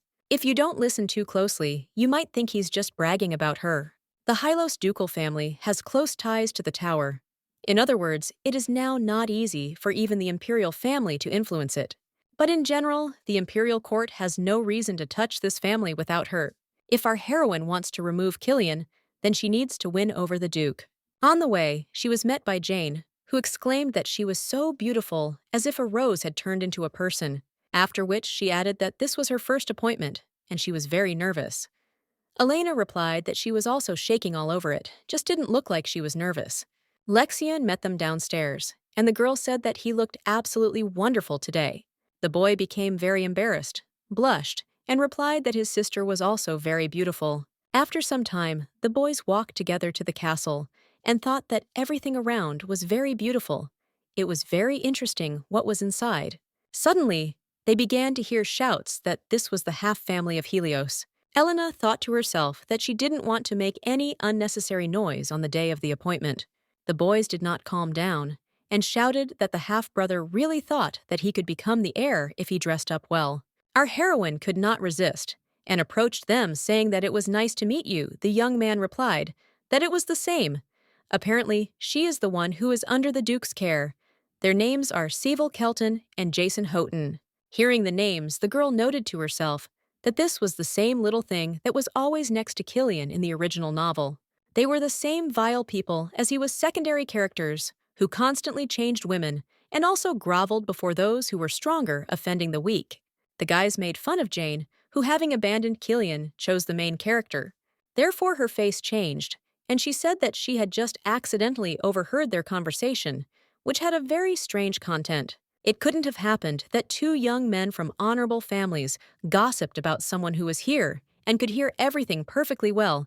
Maybe it just seemed that way to her, right? Jason asked what she meant by that. Did she really come to quarrel because of that half-hearted one? Seville added that perhaps she thinks that since the Duke is looking after her, has she really decided that she has become an aristocrat? Elena still remains a pathetic commoner. The girl replied that he was so limited, even though Resfel was a commoner, as the guy said he was still from an aristocratic family. But Lexion, by the way, is the son of a duke, and he is only the son of a count. His family is lower in status than the Helos family. How can he swear at the little gentleman? They are both still too young, and no one will punish them. But what would happen if they were adults? It would be an insult to a member of the ducal family. The young man shouted, "Who is she to teach him? Can she take responsibility for what she said, no matter what support the girl received from the Duke? Does she really think that she can live peacefully if she makes an enemy for herself in the Kelton family?" Our heroine replied that it seemed that he still hadn't heard what was being said about her, so he considered her just a pupil of Halos. Of course, the baby is really under his care. But along with this, she is a sorceress. Or to be more precise, an official member of the Magic Tower. He should know that inside the tower, everyone is closely connected to each other. Therefore, she can consider, as he told her, that he was going to turn all the wizards against him, whether the guy will be able to cope with this. The boys started to run away quickly, saying that she would still answer for this. Elena sighed heavily and thought to herself that aristocrats, young and old, were all absolutely the same. Jane exclaimed that it was cool, but the boy muttered that it was okay to ignore it because of him. What if she got into trouble now? The girl asked him not to worry because she hadn't done anything for which she couldn't answer later. And besides, they wouldn't harm her in any way. Lexion was upset that he couldn't do anything again, and she had to take the rap for him. When they entered the hall, the Duke began to introduce the girl he was looking after, and to say that she had recently become the sorceress of the tower. Everyone present admired how beautiful she was.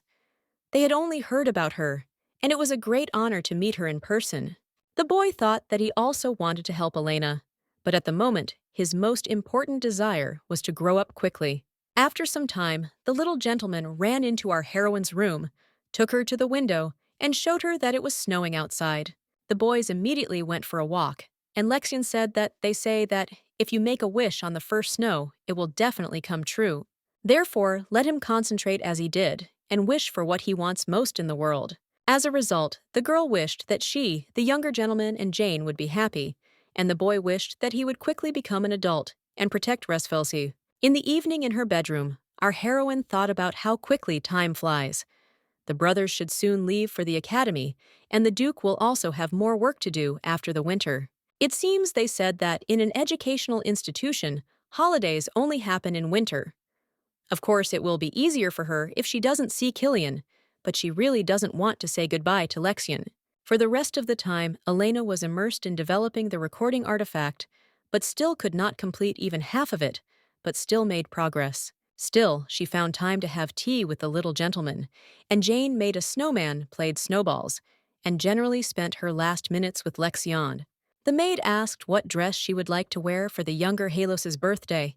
Resfel was thinking about what to give her child for his 10th birthday, since he already has everything, so it would be better to give him what would be most useful for him. The kid unpacked it and saw that there were various books on history, geography, military art, and thanked her. Elena replied that she was very glad that he liked it.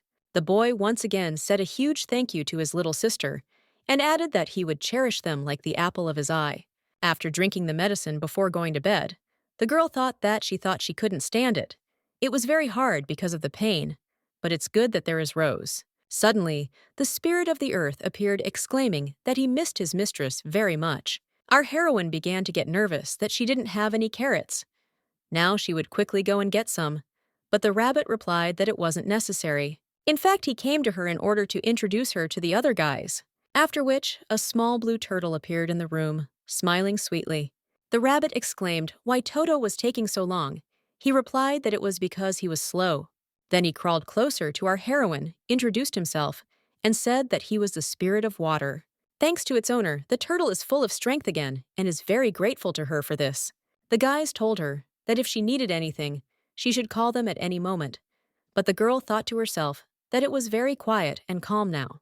Does this mean that if Elena wants, she can use the power of earth and water? She doesn't need it yet, but she might need it in the future because she doesn't know what might happen when she leaves the Duke's castle. After some time, the man greeted the guests who came to the birthday of his second son and thanked them for sharing with them the joy of this event. The elder gentleman watched all this from the sidelines and was very angry. Various memories arose in his head. Father said that Lexian grasps everything on the fly and learns faster than his peers. But it's not just about the speed of learning. The boy learns the materials well and applies them perfectly in practice. Apparently both sons took after him since they are so smart. The teacher exclaimed that it was a great honor for him to teach such a capable young man as he. The eldest is a smart guy too, but Lexian will make his family shine like no other. Elena said that the heir of the Duke of Hylos calls his brother this and now resorts to violence. Jane stated that from now on, he should not allow himself anything unnecessary and should not behave in such a way. All this was supposed to belong to the young man, not the younger brother. But his father told him in a threatening tone that there was no need to raise useless noise in his house. After the Duke was asked if Mr. Killian was his heir, the man replied that nothing had been decided yet, and the boy simply began to leave the room in silence. If only this little boy had not been there, everything could have been different. Meanwhile, our heroine wandered among the guests and looked for her friend who had disappeared somewheres. Then she saw that the girl was talking to Savel Kelton and Jason Houghton, and immediately thought that the guys had first pestered her, and now they had switched to Jane. After which she approached them and exclaimed that it was so unexpected that they met again. Then she smiled and asked if they were adults. The guys answered that the ceremony had just recently taken place. Elena replied that it was a pity, but according to the law of their empire, relations between adults and minors were prohibited, but they themselves should understand. When our heroine took Oswald away from these young men, she thanked her and noted that it turned out that she was still very far from her. Resful countered that she had started trying to get away from them before the girl even arrived, and Killian had refused too, so she was doing just fine. After which she wondered where the birthday boy had gone, and began to look for him in the crowd, after which she saw that he was heading somewhere. It seemed strange to her that the elder brother was heading in the same direction as the little gentleman. At this time, the young man took a glass of champagne and was about to pour it on his brother's head, saying that people like him should not exist on earth. But suddenly, Elna materialized in front of him, and it turned out that all the liquid was poured on her, after which the girl stated that he was simply disgusting. Her friend immediately ran up to her and started asking if everything was okay with her. Our heroine replied that everything was fine. The father appeared next, first exclaiming why it was so noisy, but then adding that it seemed his son had forgotten what he had told him. After which, he approached Resfel, put his jacket on her, and told Jane to take the girl to her room. On the way, Oswald said that it was just amazing. She took the hit, protecting Lexion. Our heroine replied that she did it because he was too young, and she felt sorry for him. The friend replied that Elena still did not tolerate injustice. By the way, she did not know that Mr. Killian was such a person. The guy seemed pushy and cruel to her, but she didn't think it was that bad. When they got to the door, the girl told Jane to go back into the hall. Nothing terrible had happened. They had just poured champagne on her. When Oswald tried to object that Resfel would be left completely alone, our heroine replied that everything was indeed fine, and that she actually wanted to be alone. After some time, a little gentleman appeared in her bedroom, who was all in tears. When asked what happened, the boy replied that his sister suffered because of him, so why does she do this every time? Our heroine objected that she could not allow him to be bullied again. No one should suffer at all. The baby began to cry even more and say that he was simply too small and could not yet stand up for himself and for her. Lexion thought to himself that he wanted to grow up quickly. Elena always saves him in difficult situations, and she was even doused with champagne because of him. He is small and weak, so he can't do anything. He is disgusted with himself. The boy wants to grow up quickly, become bigger than his brother, and defeat him, and he also really wants to protect his little sister. This was his only wish. He would like that. What he wished for in the first snow to come true. At least one day, Faster be more mature. He will be able to become a support for Resfel. Meanwhile, the father told Killian that he dared to disobey him, and the boy asked for forgiveness for this. Is it really so hard not to create unnecessary problems? Why did he do it at all? Has envy taken hold of him so much that now he does not even adhere to his instructions? The young man asked for forgiveness and said that he was wrong and would not do it again. Let the Duke give him one more last chance. This will not happen again in the future. The father thought to himself that no matter how stupid he was still his son, so he replied that this was the last time he would not have another chance. Let him know that. The next day, the butler reported that the Duke was looking for our heroine. Standing near his door, the girl wondered why he suddenly needed her and why he was so worried. But having collected her thoughts, she nevertheless came in to him and said hello. The man noted that it seemed that she felt better. The girl replied that everything was fine and thanked him for not leaving the situation unattended. The Duke added that yesterday he called Killian and spoke with him. Such incidents will not happen again, and if this happens, then let him immediately inform him. He also heard from Jeremiah that the little one was not only a talented sorceress, but also capable of developing medicines and magical artifacts. It is very interesting to see what will become of her. The teachers constantly praise her, and every time he hears about her, he wants more and more for her to be his own daughter. When Elena said thank you and added that it was all thanks to him, the man laughed and replied that he had only supported her in her endeavors, and the baby had done the rest herself. Also in the future, if she needs anything, then let her definitely tell him. Walking down the corridor to her room, our heroine met Killian and asked him why he had come at all. Quite unexpectedly, the young man bowed and asked her forgiveness. The guy came to say this. He is very ashamed of yesterday's incident. He really didn't do it on purpose. Elena replied that she forgives him, but to herself, she thought that only on the outside. After which she added that there was no need to apologize only to her, because there was another person who suffered at his hands, and he didn't even have to name them. After some time, the maid informed Lexion that Mistress Elena had come to see him. But when he went out into the corridor, he saw not only her, but also his older brother. The girl immediately began to reassure him that everything was fine.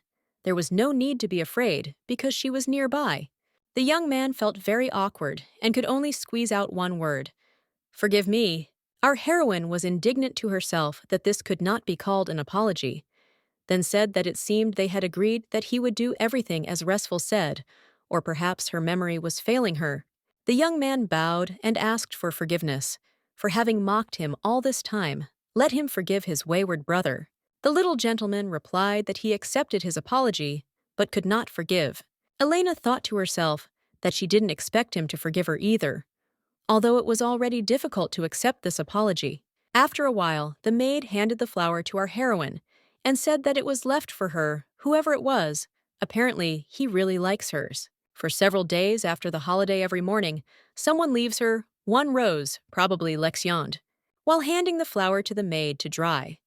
The little girl thought to herself that she didn't want to leave. Just like that, she needed to give something to the boy before leaving. So I came to Jeremiah and asked what a magic stone is. The guy explained that it is created with the help of cleansing magic. The area of its application depends on the wishes of the magician. They are disposable, but they can be used to start a fire or make it rain. After which he asked if she was in the final stage of producing the recording artifact, and if she wanted to create a magic stone in parallel with it. Elena replied that she does not need fire or rain. She would like that with the help of this stone. The person who gets it in case of danger would be surrounded by a protective barrier. Is this possible? The young man replied that it was possible then. They would dedicate today's lesson to the creation of a magic stone. First, they needed to design a magic device by concentrating magic. The young man noted that she had only just begun, but the shape already resembled a ball. The girl muttered that it seemed that not everything was so good. But in any case, thank you. During the next step, you need to pour the magic that creates the shield into this device. Our heroine tried to do this many times, but everything ended in failure, after which I began to wonder whether it would be possible to do this at all. The guy answered that of course. Let her not worry so much, she is doing well. Now she copes much faster than other magicians. Let them try again, and everything will work out.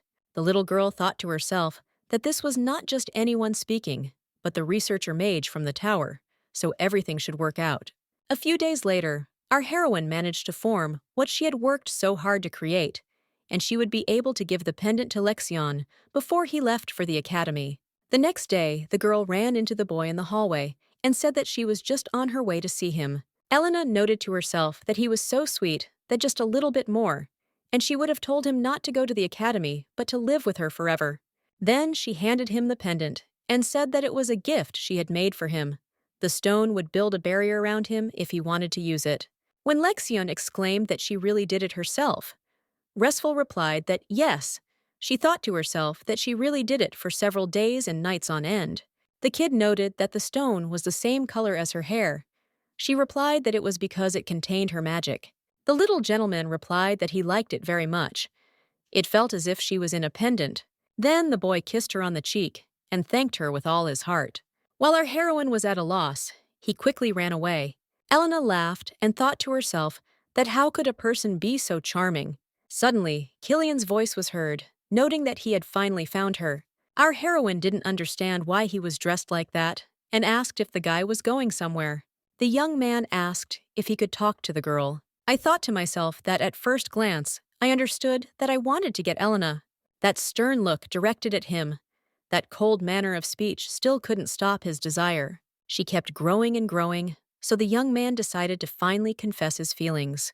Everyone was wondering who leaves roses in front of the ladies' room every day. She treasures them and keeps them.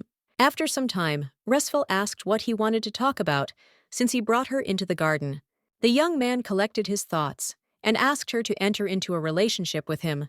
Elena thought to herself that he had really gone crazy had she given him any reason. After all, she had clearly explained that she didn't like Killian. A rabbit with a magic sphere for recording conversations appeared just in time. The girl had previously explained to him that it was necessary to monitor every action of the young man. When our heroine answered that she didn't want to, the guy exclaimed in surprise, asking why. Restful wondered if he was asking because he genuinely didn't know the reason, or because he was being impudent and would get what he deserved from her. So she smiled sweetly and replied that the gentleman was not her type. She liked his younger brother. Killian asked in shock, "What? How was it his brother weren't their feelings mutual?" The girl thought that maybe he had completely lost his mind, that she could even like him. When the guy added that she forgave all his mistakes, kept all the roses that he sent, it dawned on Elena that the flowers were from him. If she had known, she would never have accepted them. She answered out loud that she didn't know that they were from him, since she thought that they were from Jane or Lexion. Plus, she has no intention of having any relationship with someone who is engaged. The guy objected that the engagement could be called off, but the girl replied that she still didn't want to's. After these words, the young man became very angry and began to walk away. The little girl noted to herself that he was a real psycho and thought that she needed to check if everything was recorded. After some time, she thanked the rabbit for the excellent video recording, but she didn't know what to do with it next, since it was too little to demonstrate to the Duke. After which, she asked Rennie if he could do her one more favor. The spirit of the earth replied that of course he needed to follow that stupid boy again. Our heroine nodded and thought to herself that maybe she wouldn't be lucky and wouldn't be able to capture the right moment, but there was still time. The next day, a happy Lexion burst into her room and ran towards her with some document. It turned out to be an engagement contract between Lexion Halos and Elena Resfel. The boy then solemnly handed her a pen and told her to sign her name at the bottom. The girl decided that he wanted to play family, because if you think about it, they often played like that with Jane. After which, she put her signature, and the little gentleman began to bow to her and thank her. When the boy immediately started to leave, our heroine did not understand what it was, because she thought that he would offer to play some more.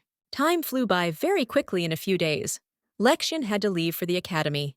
The boy said that he was very sorry that now he would only see his sister on vacation. When our heroine replied that it would be very sad without him, Killian appeared and asked if he could join. The young man was always jealous when they spent time like this. He was very interested in what it was like to sit next to two such beautiful creatures. Then he asked why they both liked his younger brother so much. Elena replied that he was very kind. The guy objected that he was the same and much better. The girl asked her not to make fun of her and asked what kindness she was talking about. Killian is so kind that even his lordship apologized for his upbringing. The guy frowned and asked her to choose her words more carefully. Our heroine replied that she was the very essence of caution. Why is she doing this to him? We had such a nice tea party and Elena is ruining everything. Resfel objected that it was nice. Until the gentleman came here, it is he who is muddying the waters. The young man banged his fists on the table and exclaimed, "Did she say everything?" The girl asked, was it unpleasant for him to hear something like that, or what? The guy replied that it would be difficult for him to control himself if she continued in the same spirit, even for her. It was unforgivable to behave like that. Our heroine replied that she was telling the truth. There were two people here who had suffered from him. Doesn't he find the behavior of the offender unacceptable when he comes and laughs as if nothing happened? What he did with these two, Elena saw with her own eyes. The only thing the gentleman knows how to do is to boast of his position. Killian lost his temper, jumped up from the table, and swung his hand at our heroine, screaming, "How dare she do that?" The younger brother arrived in time, covered the girl with himself, and suffered instead of her receiving a blow to the cheek. The young gentleman shouted at him to stop immediately and step aside. But the boy replied that he was not going to go anywhere, and that he should not even think of offending his sister. Halos became even more angry and swung his arm to deliver another blow. Our heroine was tired of this behavior, so she decided to stop it with the help of her magical abilities. The young man screamed loudly and tried to cover his face with his hands, but it did not help. When the girl stopped influencing him with magic, the guy began to ask for help as he was in a lot of pain. Our heroine wondered what she should do, since she didn't want to help at all. After which she said how he could ask for help from a person whom he had just wanted to hit, and more than once. The young man always treated Lexion exactly as it would be to be in his place. And although no, compared to the boy, this is complete nonsense, as for him, the idea of suffering a little more. Killian began to beg for mercy and said that he was absolutely wrong. Elena replied that he had the wrong addressee. It was not she who needed to beg, but the one who was constantly suffering because of him. Suddenly, the boy touched her and said that she shouldn't get her hands dirty on him. Restful thought to herself that because he decided to cover her up, he now had bruises on his face. She wouldn't just let it go. After some time, our heroine demonstrated to the Duke the behavior of his eldest son. The girl explained that she received this device when she visited the magic tower. She found it very interesting, so she carried it with her. And in the end, it turned out that this was recorded. The man replied that it was now clear what Killian was doing. He was very ashamed in front of Elena. She had suffered because her father had failed to raise his son properly. A huge thank you to her for taking care of Lexion and protecting him, and he will solve this problem on his own. Restful thanked him. After some time, the boy showed his father his bandaged hand and said that it was that girl who hurt it. She wanted to kill him. The man asked menacingly if he had decided to make a fuss over some minor injury. When the young man tried to object that she really wanted to harm him, his father ordered him to shut his mouth. It was he himself who raised his hand against her after he shamelessly proposed extramarital relations, despite the fact that he had a fiancée. And the Duke also told him not to make a fuss. Wasn't it? He who was constantly creating problems by beating his younger brother. Did he really think he was worthy of being the heir? The eldest son seems to be mocking the Halos family by doing this. All this time, the man tolerated him because he is his son, his blood. But from this moment on, Killian will no longer be the heir of this dynasty. Guards immediately appeared in the room, grabbed the guy, and began to drag him out of the room. He tried to justify himself and shouted that he was wrong. Let the father give him at least one more chance. But the man replied that he would not leave him without means of subsistence, but now let him not even think about appearing in this house. Meanwhile, our heroine watched from the window as the young man was driven out of the estate. The girl thought to herself that from now on, no one would make fun of Jane and Lexion anymore. Once outside the gate, the young man had very mixed feelings, and he hissed that he would not leave this so easily. After Killian was thrown out of the house, there was no longer any reason for Jane, who was his fiancée, to live in the house. Before leaving, the girl asked for forgiveness for leaving Elena alone. She might get very lonely when the little gentleman also leaves for the academy. Resfel thought to herself that during this time, she had changed a lot, making decisions on her own and doing what she wanted. Thus, just recently, Oswald had found a business that she wanted to do. When our heroine wished her happiness, her friend replied that she also wanted everything to be good for her because she is the kindest and most amazing, after which she asked whether they would remain friends. Despite the distance, Elena answered that of course, because they could write to each other. Then they hugged each other tightly, and Jane whispered in her ear that she should be happy wherever she was. Not even a couple of days had passed since her departure, and Lexion also had to leave for the academy. The girl told him to be careful and study hard. Our heroine didn't understand what to do next. She shook the plot while having achieved the expulsion of Killian. Jane will live finding her happiness, and Lexion, having escaped from the shadow of her older brother, will be able to live in peace. Everyone will be able to live happily, freed from the shackles of the original. But why did she have such a feeling of regret in her soul? After some time, the Duke said that she was now the only one left in the estate, and she would have to spend time alone, whether this suited her. The girl replied that she was actually thinking about going to the magic tower. The man muttered that then he would have to prepare for her departure as well, after which he asked if she would like to become his adopted daughter. Our heroine was very confused by such a question, so she just looked at him with her mouth open. The Duke continued that it would be simply wonderful if such a gifted child as she became his daughter. He would be glad to accept her as an official member of the Hylos family. Elena muttered that unfortunately, this would be very difficult. The man replied that in that case, if it is difficult to be a daughter, then what about a daughter-in-law? They are close to Lexion, and in aristocratic families, they often enter into marriages of convenience from an early age. The prospect of calling the Duke her father and the boy her husband somehow did not please her at all. When the girl tried to object that this was also somehow not very good, the man asked why his son was like him, so he would achieve a lot in the future. Also, becoming a daughter-in-law of the Hylos family means that all the wealth of their dynasty will fall into her hands. Our heroine replied that she would probably refuse, but she thought to herself that he was just a little boy that she wanted to coddle. The Duke was upset and replied that since she herself did not want it, then okay, but still let her know if she suddenly changed her mind. But in any case, he would like to continue to take care of her Until she comes of age, her opinion, of course, has the highest priority. The man hopes that this place has become a home to which she can always return. Elena replied that yes, she would remain in this estate until she came of age. 2 years later, our heroine thought that she had to finish everything before winter came. She is a real tower sorceress who puts off everything until the last minute. Immediately after the research related to drugs comes practice, and she rested too much in the winter. At that time, she was having fun with Lexion, who had returned for winter break, so she did not study or do magic at all. The maid constantly had to justify herself to the teachers and come up with excuses as to where their mistress had gone. Suddenly, the voice of the little gentleman was heard, who stated that they had not seen their sister for a long time and asked what she was doing.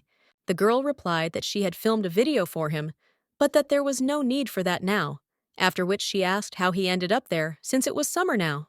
Just don't say that he was expelled from the academy, or that he dropped out of it himself. The young man replied that he had come because he had some business to attend to. The boy came to his father and asked if he had the right to become the heir. The man replied that of course his blood also flows in his youngest son. If the baby demonstrates that he is worthy of this title, then he will assign it to them. Sometime later at dinner, Lexion said that he would like to go to war this time. Elena was taken aback, that if he really does go there, it will happen even faster than in the original. The man noted that she seemed very surprised, but there was no need to worry. He was 11 years old when he first went to war. The people in their family were very strong. Lexion also said that there is no need to worry so much, because it is a mere trifle. Literally the next day, they were already seeing the boy off and wishing him good luck. The girl asked why all this was happening so hastily, why he had decided to do something like this without even consulting. The young man replied that he simply wanted to become an adult as soon as possible. Elena wondered if this had happened because she had changed the plot. The baby asked her for forgiveness for not being able to be there on her birthday, so he would congratulate her as soon as he returned. The girl handed him the pendant and said that she had been making it for several days in a row, and that it would be able to protect him in the war, even if only once. Lexion put it on his neck and said that this was enough, thank her very much. After which, he added that it was time for him to set out on his journey and kissed her hand. Restful said that he should return unharmed. Elena watched him go and thought that just as she couldn't change the fact that the guy had gone to war, his return in good health would also remain unchanged. After a long period of time, the young man stood on the monster he had defeated. The knights reported that they had eliminated absolutely everyone and had won the victory. The young man muttered that he would finally be able to see his sister, because it was time to go back. There comes a day in everyone's life when from the moment they wake up, absolutely everything goes wrong. First, our heroine fell out of bed, then hit her head on the shelf and spilled water. Absolutely everything was not just in complete disarray, but it seemed as if trouble surrounded us from all sides. All the experiments that she had been continuously conducting for 3 months were lost. Someone destroyed everything, and with the most evil intentions. Jane asked who the criminal was. Elena answered that it was obvious she was constantly talking about him. The girl asked if it was really the one who was always arguing with her. This young man is like a jack of all trades, like an eyesore. The young man kept pestering her with the words, "Is it really possible that someone became a Tower scholar after just one success?" He can't believe that now the Tower selects magicians, not by their abilities, but by the amount of money they bring it. It's already rotten. Since when has money alone become enough to decide anything in this place? My friend was indignant that this was also an indicator of her skills. Elena had already created so many medicines. How can anyone not like her? When she looks at her, the world seems to become more beautiful. Our heroine thanked her, and Oswald asked if she had answered him properly. Restful asked if Jane remembered that the girl specialized in collecting evidence. She handed him a recording artifact that she had left in the lab beforehand. So fortunately, the hidden data and samples were in order, and this self-confident guy was begging for forgiveness on his knees in front of her. Therefore, it seemed unnecessary to her to inflate the problem. She decided to feel sorry for him this time. When Jane asked what if he did it next time, Elena answered that everything would be fine. He wouldn't do something like that again. Her friend was surprised why she was so sure of this, because he envied her. You never know what envy may make a man do, just like Killian, who envied Lexion. Our heroine replied that he had nowhere to go except the tower. He himself realized this. so he would not do such things again. Well, and if he did, then she would bring everything to the attention of the supreme mage. Oswald stated that this meant that everything should be in perfect order. Then Elena asked if she could stay with her for the night. Her friend replied that of course, then, it would be necessary to ask the cook to prepare a whole feast. After her friend handed her a leaflet and asked if she had seen it, Resfel thought that he was originally supposed to return in a year, but it would happen earlier than in the original. His first battle was at the age of 13. The war for territory that began 7 years ago was over in just 3 months. The Empire was able to conquer these lands as a result of the success of this fierce war. But the boy did not return to his homeland. This was not enough for him, since he believed that this was too little for him to ascend to the desired place. Because of the Emperor's greed, the war never stopped, and monsters emerged in every corner of the continent. The young man mercilessly destroyed everything in his path, and after 7 years, he received the title, the Noble Sword Souls. In the capital of the empire called Aniseum, everyone was whispering that it was interesting that he was as beautiful as they described him. They say that all the enemies fall when the guy comes. When they saw the knights, the women noted that they were simply magnificent. Were they all really that handsome? Then the young man they had all been waiting for appeared, and he was simply incredible. The girl exclaimed that she would definitely marry him when she grew up. Lexian informed his subordinates that he would miss the celebration, as he needed to go somewhere. After some time, the guy entered his sister's room, but she was not there. The master immediately asked the maid if she knew where Elena had gone. The maid reported that she left the Duke's house almost immediately after he left. The young man did not expect such a turn of events, and was very upset. Then the young man sat down to reread the letters that our heroine had written to him. While he was fighting in heavy battles, Elena asked if everything was okay with him. If he was not forgetting to eat, she really hoped that problems like cold and hunger did not bother him on the battlefield. They say that no news is good news, so she is calm despite the fact that he cannot answer her. But still, there are moments of longing for those letters that he wrote from the academy. Let him always be careful.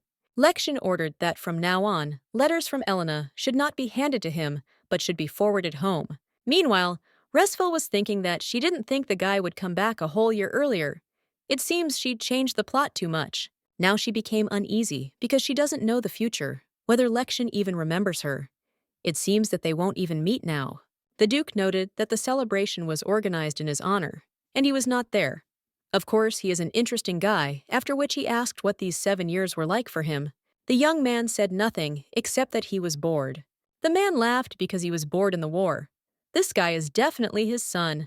The young man stated that during all this time, he had clearly proven his importance. The father replied that he understood him, and that from now on, the place of Hylos's heir was his. Then the guy went out into the corridor and told his subordinate that they were going to the tower immediately. The knight objected that they didn't really like people without magical abilities there. Besides, they would have to walk there for a quarter of a day since the tower was in the desert. Lexian replied that it made no difference to him. The ward again objected that the magicians would definitely make a big noise. They would not even let the emperor in unless he warned them of his visit in advance. But the young man didn't care at all, since 7 years of waiting was enough for him. Meanwhile, on the eastern outskirts of the Soul's Empire, in the garden, in the western part of the Magic Tower, Elna was talking with her teacher. Jeremiah asked what happened. Her research that she talked about last time seemed to be taking a bit longer. Resfel thought to herself that something had indeed happened. Lupus wanted to destroy all her work, but she shouldn't get so easily upset about something like that. Therefore, she replied that she was mistaken. Although she was a qualified scholar of the Western Magic Tower, the teacher exclaimed in what sense, since she had never made mistakes before. Our heroine answered that she can make mistakes like all other people because she is also a person. The magician muttered that if this was really so, then nothing could be done about it. However, if someone intentionally harmed her, then he should certainly inform him about it. Suddenly, an assistant ran up to them and informed them that an uninvited visitor had arrived. Elena said to drive him away, because even the emperor cannot come whenever he wants. But the guy said that Duke Hylos, who had recently inherited the title, had arrived, and he was looking for her. Meanwhile, the young man and the knight stood near the magical formation that protected the tower. Kerr tried to touch her, but it was as if he had been scalded by fire. After which he stated that it seemed that they would not be able to enter there after all. Suddenly, the ball on the door lit up, and a voice came from there asking where they had come from. The young man replied that they were from the mansion of the Duke of Halos. After which the barrier began to dissipate, and the guys noted that they could control it even in parts. When they entered inside, a guy ran up to them and asked why they had come here without warning. The young man bowed and asked forgiveness for not notifying them in advance. The butler looked at Lexion and noted to himself that it was crazy he was seeing such a beautiful person for the first time. The young man immediately asked where his sister Elena was at the moment. The assistant was confused and just looked at him silently because he did not know what to answer. The guy repeated menacingly that Duke Lexion Helos was asking where Resfel was now. After some time, when the guys finally met, Kerr noted to himself that the commander seemed so gloomy and insensitive, and now he was smiling like that. They fought side by side on the battlefield for 7 years, but he never showed him this side of himself. Sometimes, of course, the knight noticed how sad he felt when looking at the pendant, but he didn't think that Lexion could change so much. And the reason for his impatience, for which he rushed here in such anxiety, was the desire to see her who is very beautiful. The young man kissed her hand and said that he missed her very much. Our heroine exclaimed that it had been so long since they had seen each other, but she thought to herself that this was really the little one she knew. The young man replied that so much time had passed, and she was still the same. Elena replied that she could not say the same about him, since she barely recognized him. Lexion said that he was worried that she might not remember him. Riesfel exclaimed that how could she forget him? Suddenly, the teacher appeared, coughed, and said that it would be better if they went into the guest room and continued their conversation there, over a cup of tea, and everyone else would not distract them. Our heroine looked at him and wondered how he could have grown up so handsome. The young man said that it was wonderful that this time they would be able to spend her birthday together. The girl completely forgot about her holiday and did not understand why she felt so awkward. She did not know how to behave in front of him since he had changed so much. After all, 7 years of distance are making themselves felt, and he's probably also uncomfortable. The young man said that all this time he had not forgotten about her for a second, after which he placed the marriage contract in front of her. Elna did not expect that he still had it. The newly minted duke looked her straight in the eyes and proposed to marry him. Resfel began to panic that maybe she had misheard it, or that he had gone completely crazy in this war. The young man added that he hoped that she would not say now that back then it was all just a childish joke. The girl thought to herself that it was hard to say now that all this was a joke, because he was looking at her so frighteningly. If we follow this piece of paper, then it turns out that they are engaged. Should she now marry him because of an agreement concluded in childhood? Then she imagined in her mind how she was saying goodbye to everyone, and saying that she was marrying the Duke, so let them take care of the magic tower. The magicians had tears in their eyes. They asked to look in on them at least sometimes, and be happy. In the palace, she will be surrounded by a crowd of servants who will ask a lot of questions about what curtains to hang, what menu to develop, and much more. When she finally has a free minute to return to her experiments, some problems will definitely arise that will need to be solved.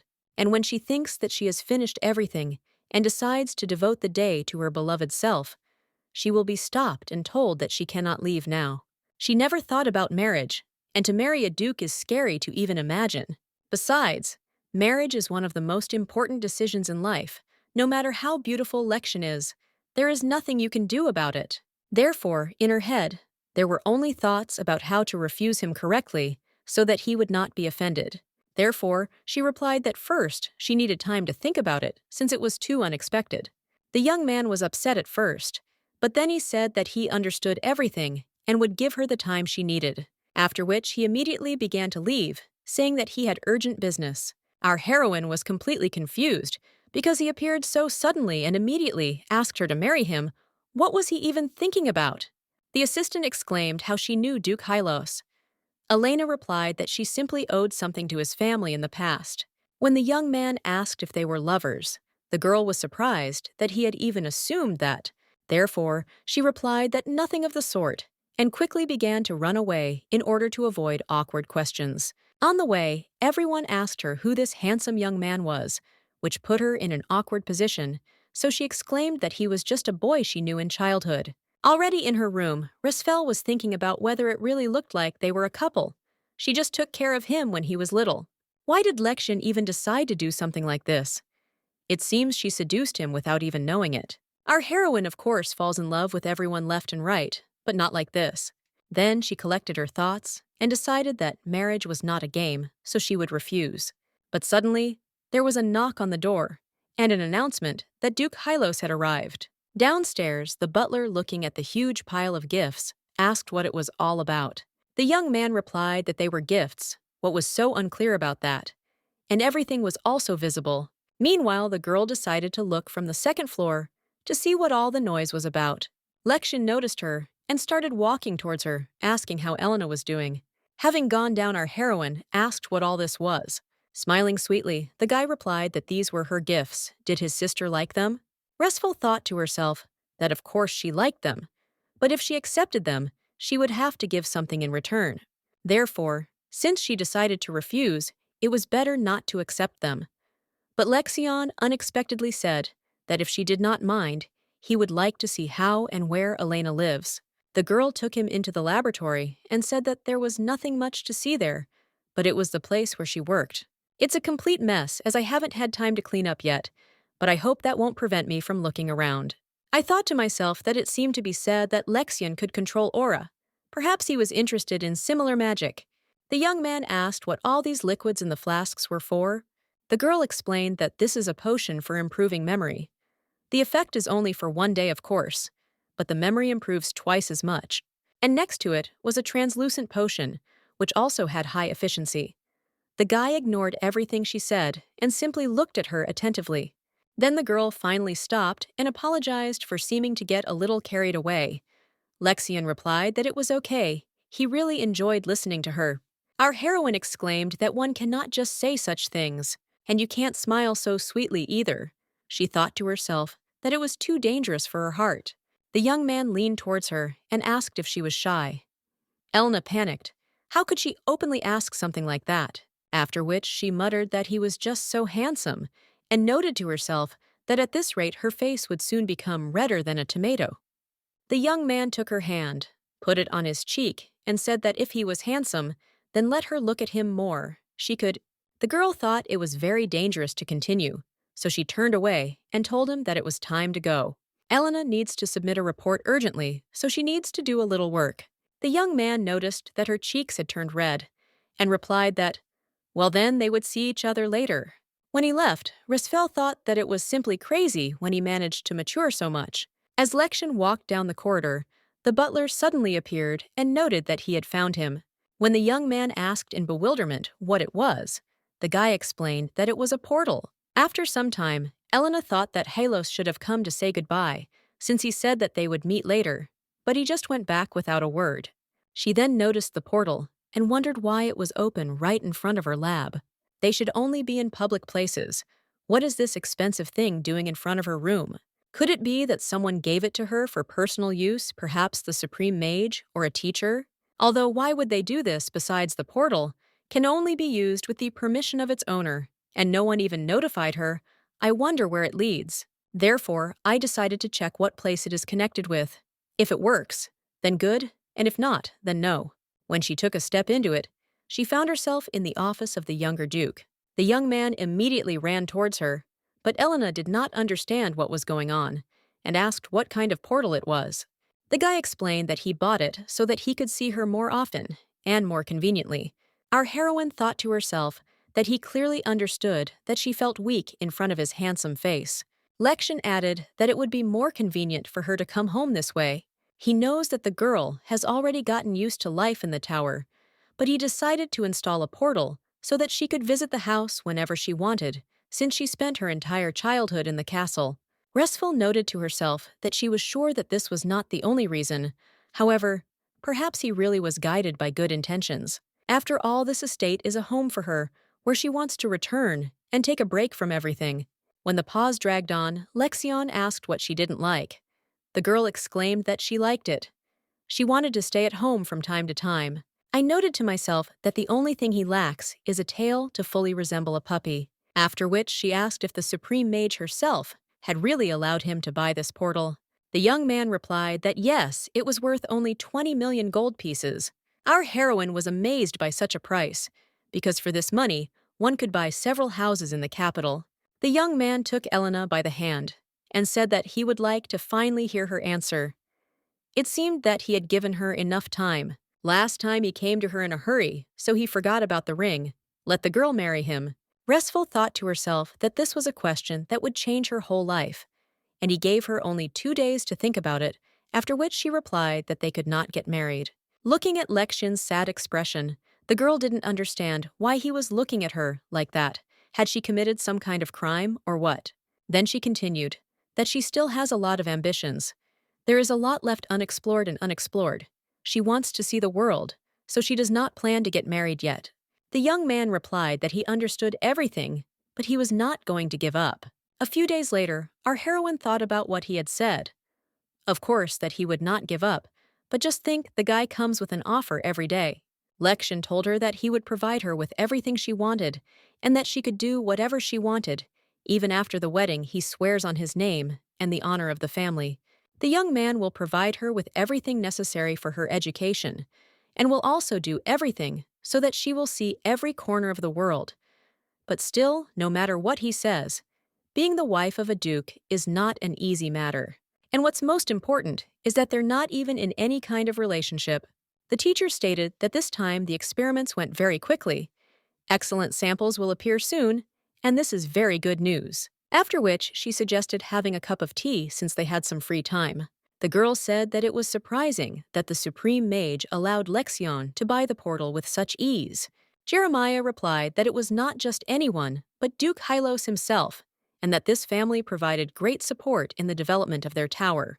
Our heroine thought to herself that it was simply due to the power of money, after which she said that she had heard that. Before this, no one was allowed to purchase portals, but the guy objected that this was 50 years ago.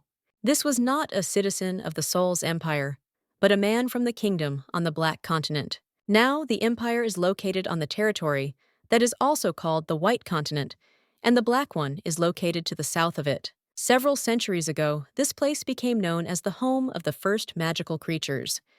It was said that at one time there were so many powerful monsters that people could not live there, and about a century ago, the situation changed.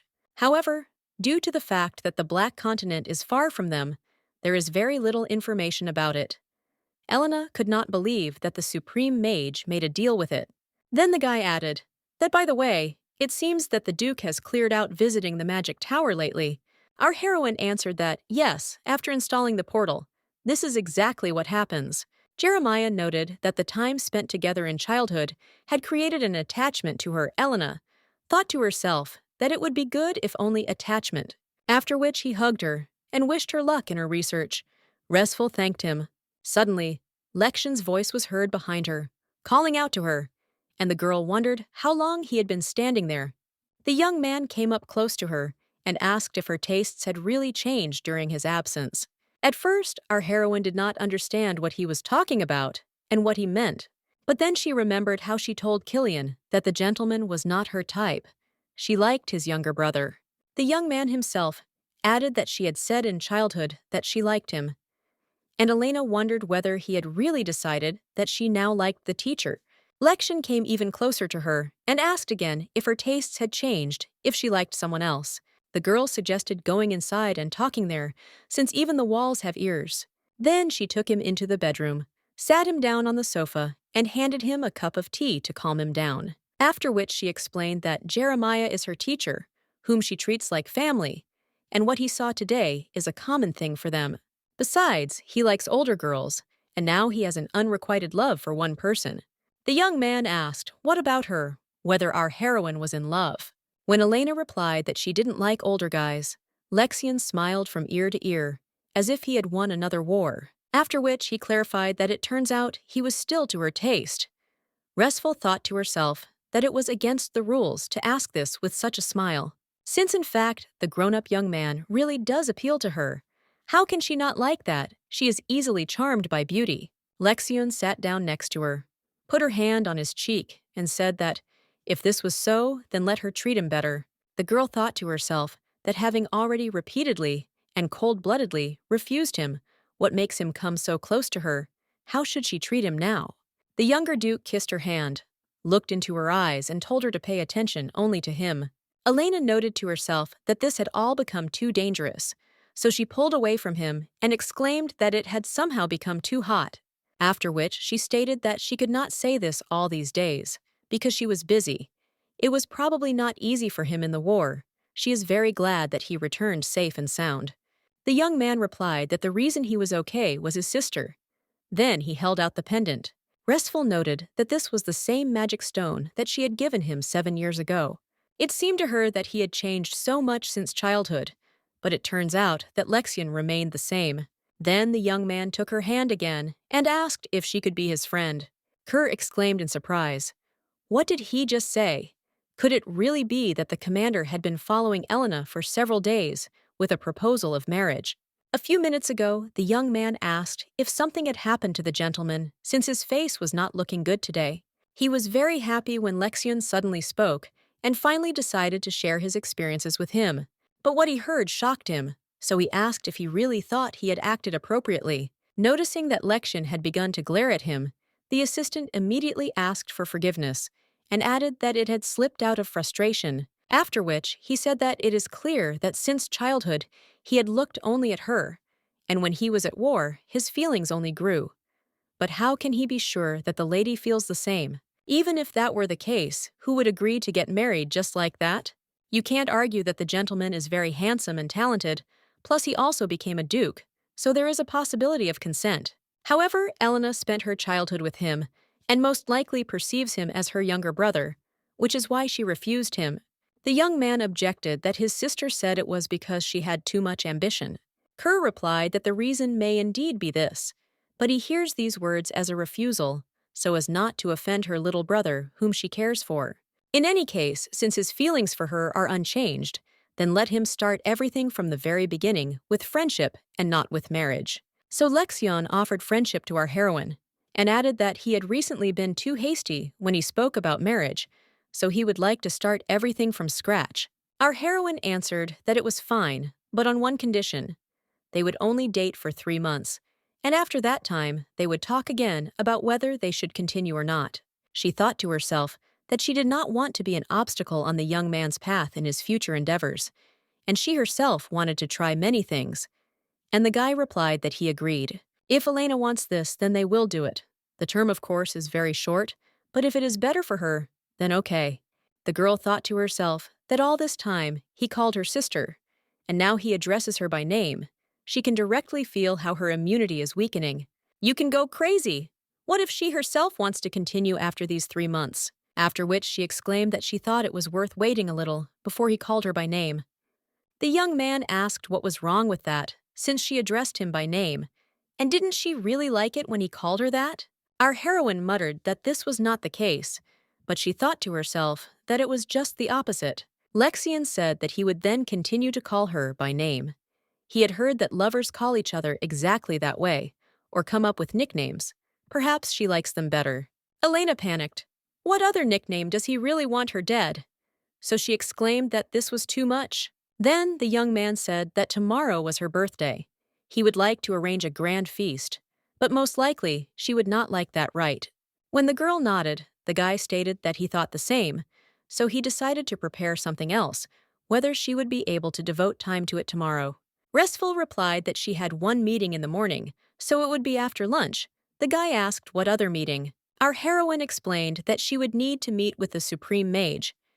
The expression on the young man's face immediately changed to a friendly one, after which the young man kissed her hand and said that then they would see each other tomorrow. He would be waiting impatiently. When Lexion left, Elena wondered how she was going to survive these 3 months. It seemed like her heart would just break and she would die. The next day, our heroine dressed up in a chic dress and thought that since she decided to meet the Duke, then this should be enough.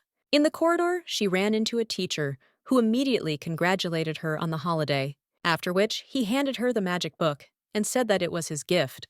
The girl thanked him and noted to herself that she had just wanted to find out more about minerals and how he had guessed so well. Jeremiah replied that he was very glad that he had pleased her and now let her go since the Supreme Mage was waiting for her. Elena doesn't know why, but every birthday Karen calls her to check on her condition. The woman greeted him warmly, congratulated him on his birthday, and asked him to give her hand. As soon as she touched it, a magical glow appeared, and Resfel felt its strong energy. Having completed the check, the Supreme Mage stated that everything was in perfect order. Now the birthday girl can go and celebrate her birthday. Well, when the girl left, Karen's face changed, and she thought to herself that she needed to start getting ready little by little. Our heroine went out the door and thought about the need to prepare for the meeting with the Duke. But the young man appeared on his own with a bouquet of flowers and a small box. The young man tried to shout to Elena, but she was looking only at his shirt, which was about to come unbuttoned. Then the guy congratulated her on her birthday, handed her a bouquet, and told her to open the box. Looking at the necklace, Resful wondered if these were mermaid tears. They are the first item on every lady's wish list in the Empire, but they are so expensive that they make everyone around them cry. Our heroine exclaimed that they were very expensive, but Lexian said that he thought they were beautiful because they matched the color of her eyes. Didn't she like them? The girl replied that it was not about that, but she thought to herself that for Hylos, this amount probably did not matter at all. After which the young man took this decoration and put it on Elena's neck, who thought to herself that although their relationship was limited in time, she thought that they could still give each other such gifts. The young man looked at her and said that it suited her very well, and the girl thanked him in return. Our heroine suddenly thought about the fact that when she sees roses for some reason, without any reason, she remembers Killian. Lexian noticed that something was wrong and asked what happened if everything was okay. Resful thought to herself that this must be a sore subject for him. Could she even talk about it? But the guy himself asked if thoughts about his older brother had really entered her head. Elena immediately exclaimed that he had misunderstood everything, so he would immediately say that she had never liked the elder Halos. Killian used to leave roses near her room.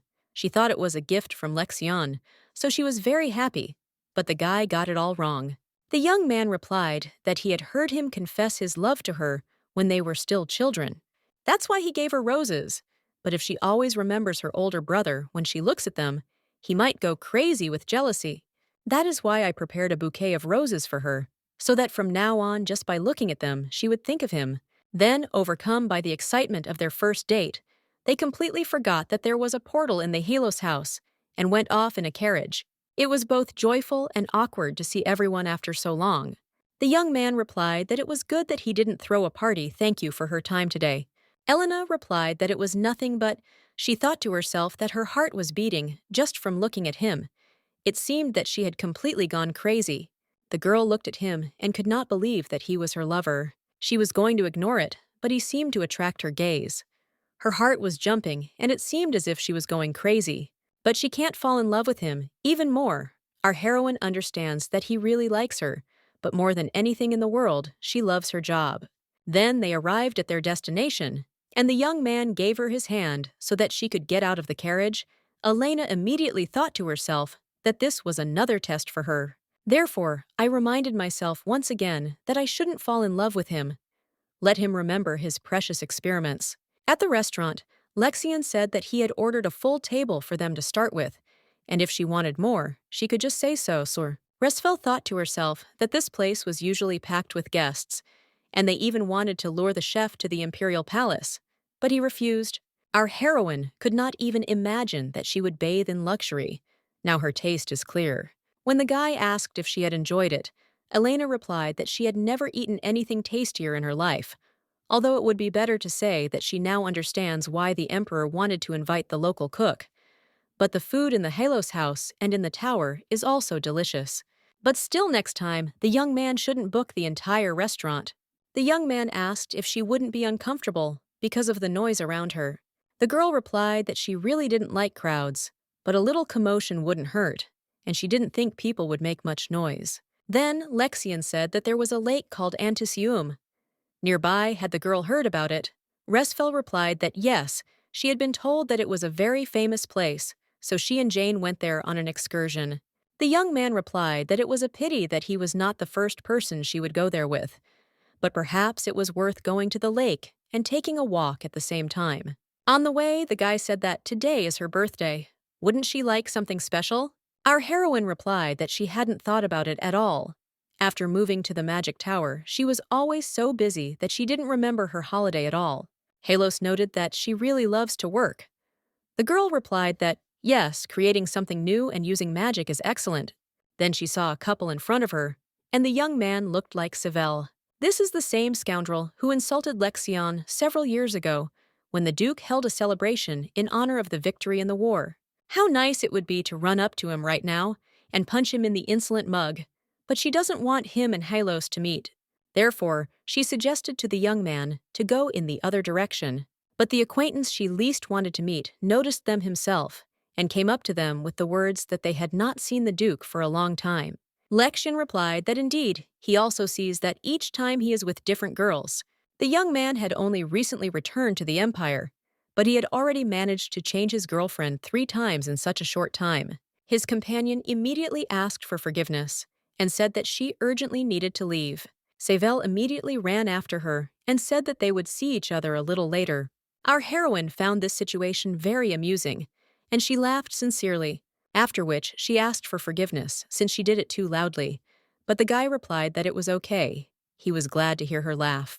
It seems that the young man was at least a little useful this time, since he always felt indebted to her. The girl always appeared when he found himself in a difficult situation, and stood up for him, holding out her hand to him. She was as small as he was, but braver, more mature, and possessing an endless warmth of soul. Elena replied that he was embarrassing her. She just wanted to help him, but she thought to herself that she couldn't turn away from the frightened baby. Lexion added that he also wanted to protect her, just as she always protected him, so he wanted to help her. Then suddenly they started launching fireworks, and the guy said that it was in her honor in moments of danger. He wants to be in front of Rasfiel and not behind, and the young man also wants to stay next to her always. A few days later, a regular meeting of the Magic Tower was scheduled. It is held quarterly, where the High Mage calls the leadership to discuss important issues. The first time she participated, she was trembling with excitement. After some time, Karen materialized in the room and ordered a report on the situation. The head of the Eastern Tower, Jacob, reported that a few days ago, strange movement was noticed on the Black Continent. According to the researcher, someone began to control the monsters. Elena thought to herself that magical creatures act on instinct. They are stronger than people, but they have no intelligence and system, so they can be dealt with. But if someone is able to gather them together and use them as an army, then there will be trouble. The woman asked if he was sure that his researcher had been able to see clearly that someone was controlling the monsters. Jacob replied that he said that he looked from heaven and saw a man standing in the midst of them, and they did not attack him, but it seemed as if the monsters were moving, following his gestures. There has never been a time when magical monsters have not attacked people, so it might seem as if he was controlling them. The Supreme Mage concluded that they had no precise evidence, so it was necessary to thoroughly explore the Black Continent. After the meeting, our heroine told the teacher that if there really was someone there who could control monsters, then it was necessary to prepare for war. In this world, there is nothing strange about a war against monsters, because during the military campaign, Lexion not only fought for territory, but also encountered monsters. Well, if someone on the Black Continent has learned to control these creatures, and also species with intelligence have appeared, if they suddenly decide to attack the White Continent, then there will be trouble, but she hopes that nothing will happen. Reflections were interrupted by the voices of spirits that came to her after she left the house of Halos. Elena met with different ones, as Rennie said. All the spirits came here, Rennie and Toto. Also, the spirit of fire. Coco, also the spirit of wind. Bibi. These 4 whom she met before the others love her most. And now they can even communicate without words. Then she remembered that the boys were flying all over the world and asked if they, by any chance, knew anything about the Black Continent. The rabbit replied that no, the demonic energy there is too strong, so spirits do not appear there. Toto also added that long ago, spirits were born on the Black Continent, but due to demonic energy, most of them became monsters. But compared to those that exist now, their number is insignificant. Our heroine asked if there are still spirits that have turned into monsters. The guys answered that it is impossible to say for sure, but there is definitely some. There is such strong demonic energy that it absorbs the spirit even after one touch. But everything is different if you go there with the hostess. Besides, the spirits that have already been influenced by this energy can also return to their previous form. They are, of course, not completely sure, but it can be assumed that such a possibility exists. Elena thought to herself that she wants to save those who were affected by demonic energy. Meanwhile, Karen was thinking about asking Jacob and his researchers to double-check everything, but she had a bad feeling. Suddenly, there was a loud ringing sound, and the woman noted that there was some problem with the portal. About 50 years ago, one of the kings on the Black Continent was sold a portal that was connected to this place. The reason she gave permission in the first place was in case the territory fell to the onslaught of monsters.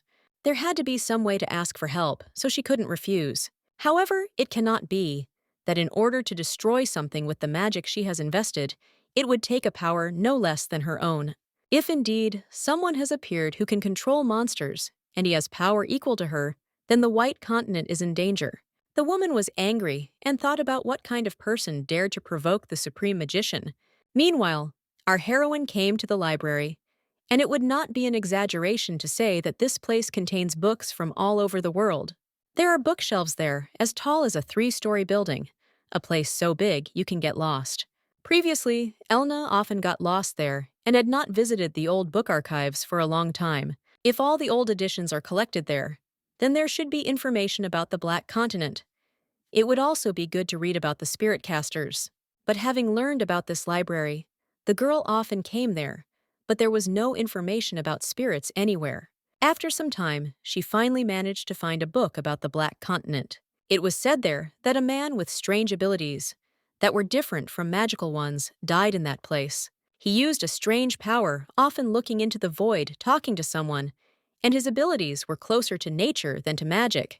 And they called him a spirit caster. As a result, the strange man ended his life on the Black Continent. Resfel has been looking for information about them since childhood, but no matter what book she took, there was no mention of them anywhere. Our heroine decided that it would be better to read about the Black Continent first. This area was once a place teeming with monsters, so people could not survive there. Exactly a century ago, some still managed to settle in that place, and they were the descendants of the spirit caster, namely, the children born to the younger sister of that man, having found the bodies of their ancestors. They headed to the Black Continent in an attempt to find a safe place. However, the time of their stay on the continent increased, and eventually they settled there. Therefore, after many years, the whole kingdom began to flourish. But at the most interesting point, the story ended as the pages turned out to be empty. Our heroine couldn't believe that this was all. There had to be something else. But in the end, Resfel was unable to find any more information.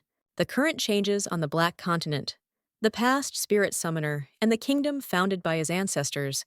Is there a connection between these facts? In any case, most likely the portal of the Supreme Mage may be located in that place. If this is really so, then why did the woman give permission for this? She was told that Karen is over 400 years old. Perhaps there is some connection with the spirit caster, but it is better not to make hasty conclusions. Jacob and the explorers of the Eastern Tower headed to the Black Continent.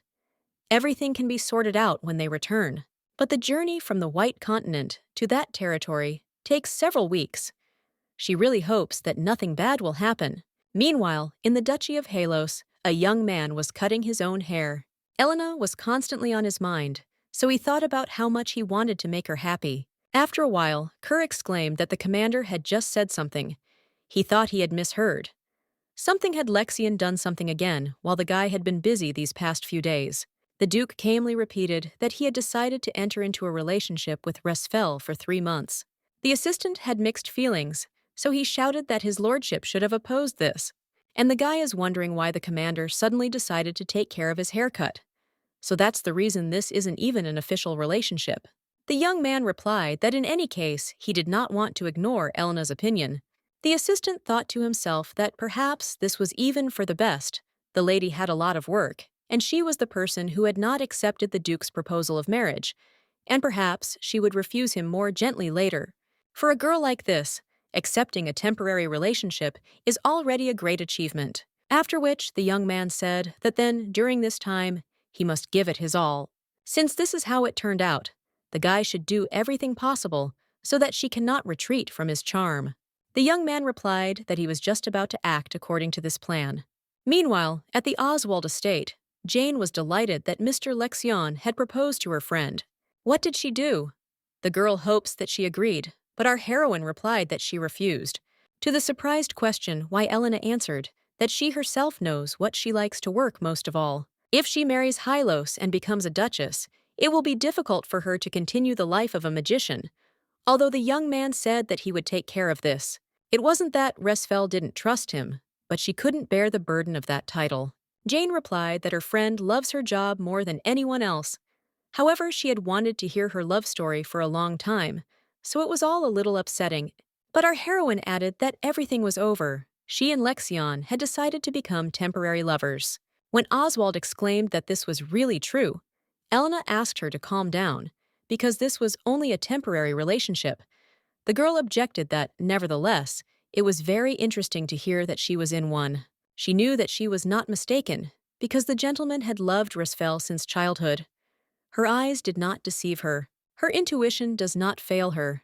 The guy has followed her since childhood when she called him Mr. Lexion. He did not like it, but he didn't care that Jane always called him Master. That is from that very time the young man loved Elena. Our heroine was very surprised and asked if this could really happen. The friend replied that of course Lexion had returned to the Empire, and they said that not only the ladies of the world wanted to get it, but also the imperial family. It's just an incredible love story that this boy from childhood has tender feelings for her. In fact, there was no such thing that Resfel did not think about this. The young man always followed her and still kept to himself that promise that was written as a joke. Did he really love her from that very time? That is why I proposed and intended to enter into a romantic relationship. Our heroine began to slowly realize that the young man had really loved her all this time.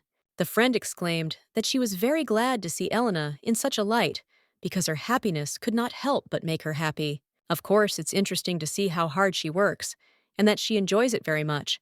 But sometimes she would like to see Resfel tremble. Jane was afraid that she would be the only one who boasted about her love relationships. Her friend was always happy for her. As for herself, it's very good that she now has such an opportunity. Suddenly, a maid ran up to them and, out of breath, announced that the imperial family's carriage was heading there. A little earlier, it was reported in the imperial palace that the appointed Duke of Lexion Helos, after the postponement of the victory banquet, first went to the magic tower. He was also recently in a restaurant in the capital, at a personal meeting with Elena Resfel, a magician supported by his family. Tarakan Sals, who is the emperor, exclaimed, "What kind of personal meeting does it mean as between a man and a woman?" The guy replied that it was said that he rented Lake Centesium and set off fireworks. Obviously, they are in a romantic relationship. The man noted to himself that if the duchy made a mage, its mistress, it would pose a huge threat to the imperial family. I really wished that this information turned out to be false, after which I ordered the secretary to call the second Prince Aster. The girls thought to themselves that the imperial family seemed to have no etiquette at all. The second prince is a real womanizer, and a fool whom even the emperor gave up on. Why would such a man need to go to the county of Oswaldus? A young man approached them and said it was nice to meet them. His name was Aster Sals. Grimacing, our heroine replied that the feeling was mutual and also introduced herself. The young man noted that he was a happy man, since he came here specifically to meet her. Elena didn't like that he ignored Jane's greeting, and she didn't understand what he wanted from her. It is almost never the case that members of the imperial family come to the nobles themselves to pay a personal visit. There must be a very good reason. The guy said that since the magic tower refused even their dynasty, he thought that he could meet her by coming here. It must have been fate itself that they met in this place. Our heroine thought to herself, "What kind of idiocy is this?" It turns out he used her friend just for the sake of meeting her. After which she said that, since he had acted so meanly towards the Oswald family in order to meet with her, then what business did he have with her? The guy replied that he didn't want to offend anyone, he just dreamed of seeing Elena. And there were many obstacles on the way, and he thought to himself that usually girls tremble just seeing his smile. But what's wrong with this girl? But naturally, although it was a temporary relationship, Elena's partner was one of the few handsome men in the empire. And according to the original plot, her lover was the main character Hayes. Aster decided that he needed to get out his secret weapon and said that he came because he really wanted to talk to Resfel. He would really like to become at least a little closer, but he thought to himself that there was not a single girl who would not succumb to such a pitiful manner. In his imagination, Jane and Elena immediately swam and were ready for anything. But the reality turned out to be different. Our heroine replied that she didn't really want to get closer to him. The guy didn't understand how this was possible. Why wasn't it she who didn't want to get closer to him? It couldn't be. After all, he was the prince of the empire and such a handsome man, and much better than Lexion. The girl added that the young man was not at all to her taste and therefore was not interesting. I noted to myself that this was an effective remedy against Killian, so I can try it on Sauls as well. When asked what it meant not to her taste, Elena replied that it meant that she could not get close to him, therefore in that case, she would take her leave. Leaving the young man in complete confusion, the girls turned around and walked away. On the way, our heroine said that of course she knew that the second prince was not a particularly pleasant person, but not to such an extent. She thought to herself that it seemed like the emperor was on edge right now, because she and Lexion were an alliance of the two most dangerous people in the empire. However, the prince dares to ignore and use. Jane Aster is really unpleasant to her, and her friend muttered that Sauls seems to be interested in her.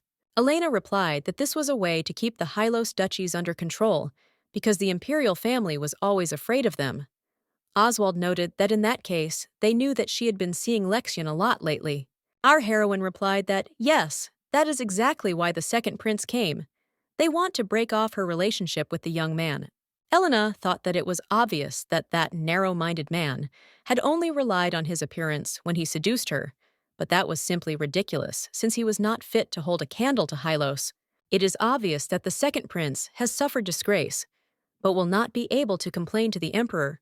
He is like a discarded pawn since he is not the heir. The emperor probably does not have high hopes, so such rudeness is quite forgivable. In addition, the girl is the main researcher of the magic tower, and he was the first to look down on her friend. What else could one expect from members of the imperial family? While Elena was taking a bath, she was informed that the second prince had left the Oswald mansion. In this castle, she had her own bedroom, with a huge bathroom and an extensive wardrobe. After some time, Jane looked in on her and said that Hayes had arrived.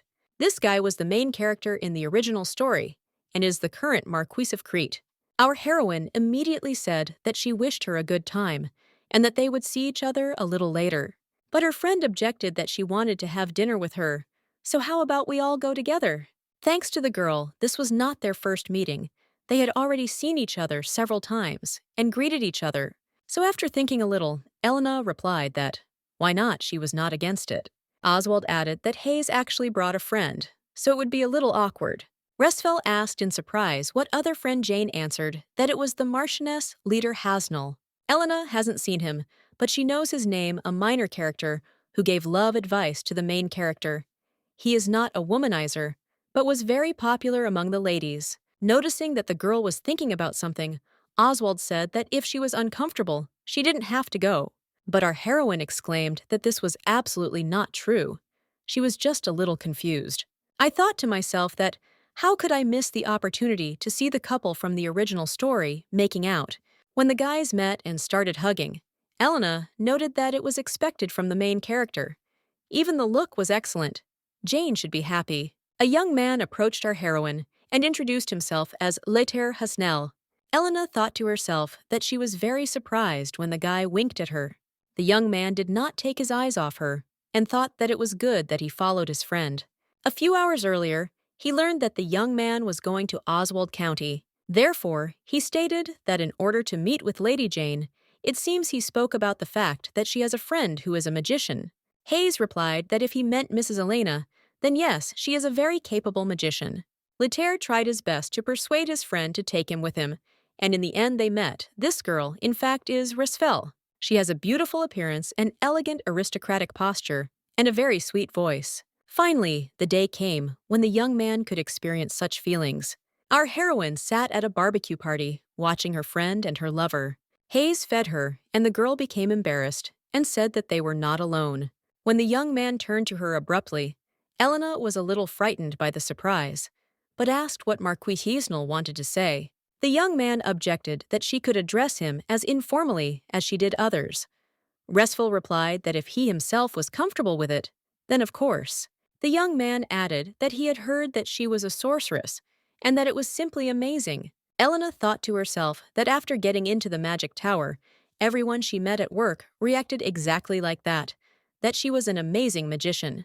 To be honest, she was already tired of hearing praise so often, so she answered, "Thank you," with a displeased expression on her face. Suddenly, the Marquis asked if she was in a relationship with someone by chance. Restful was taken aback by this question and thought to herself that she simply thought he was drunk because his cheeks were red. The guy was stuttering and he was breathing heavily. In fact, our heroine was weak in romance, knowing nothing but research. However, Leoter actively expressed his feelings and eventually achieved that Elena, who was indifferent to the relationship, also understood it. After which the girl replied that yes, there is someone with whom she is in a romantic relationship. The young man thought to himself, why is he surprised at all? Isn't it natural? Did he really think that he would be the only one who fell for such a beautiful lady? Restful thought that even though this was only a 3-month relationship, they were lovers anyway, so she asked for forgiveness. Leotaire replied that she didn't need to apologize to him. She was just a little sorry that he was late, after which he asked if they were engaged. The girl muttered that no, but to herself, she thought that there was a marriage contract, but it was concluded with a childhood friend. Besides, their relationship could end in 3 months, and they would end up being temporary lovers, so she answered honestly. The young man immediately blossomed and replied that he was glad to hear it, which meant he still had a chance. Elena had some kind of disgusting feeling inside, but it seemed like she wasn't cheating, so she thought that she didn't have to worry about it. After some time, Lexian appeared at the estate, and Jane noted that they had not seen each other for a long time. Upon seeing him, our heroine was very surprised and wondered what the Duke was doing here. A friend asked him how he had come to see her, and whether he had really come to see Resfel. The young man replied that yes, he had heard that the girl was in Oswald County, so he had come to visit the two of them. When our heroine collected her thoughts and approached them, the young man said that he was very glad to see Elena. Jane noted to herself that he called her by name. They like each other, but still are only in a temporary relationship. How sad. But if we talk about Mr. Lexian, then temporary relations may well develop into ordinary ones. So she smiled slyly and said that since they were all gathered together, why don't they have some tea? Half an hour ago, a friend exclaimed that they needed to get ready, so let her wait a little. The young man was walking and thinking that Elena seemed surprised by his sudden visit. It was very cute, even if her red hair is disheveled, even if she is in simple clothes, she still remains herself. But suddenly, he heard voices discussing Mrs. Restful and saying that she was cool. The young man realized that this was a conversation between two maids in the laundry.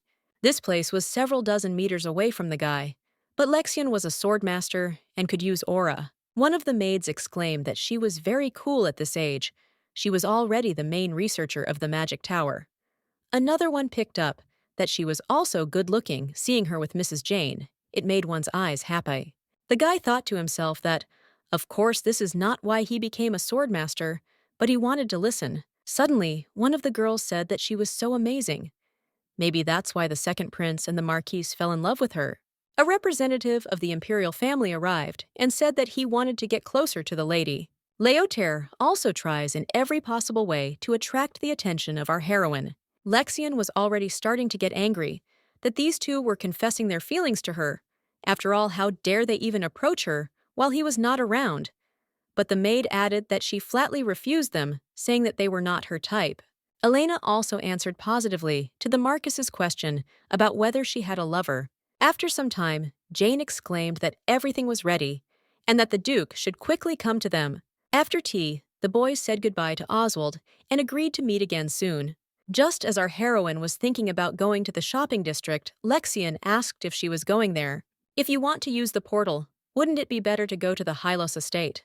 Resfel thought to herself that the portal in the shopping district was connected to the garden of the magic tower. She usually moved like this. If you go into the portal of the mansion, you can go straight to the laboratory, so this method is also not bad. On the way in the carriage, she noticed that the awkwardness that the girl had already forgotten had reappeared. Suddenly, the guy said that before tea, he was walking in the garden and accidentally overheard the maids talking. They were talking about how yesterday 2 men wanted to get closer to her. Elena panicked that the inevitable had finally overtaken her and exclaimed that it was not what he thought. She told them that she already had a lover.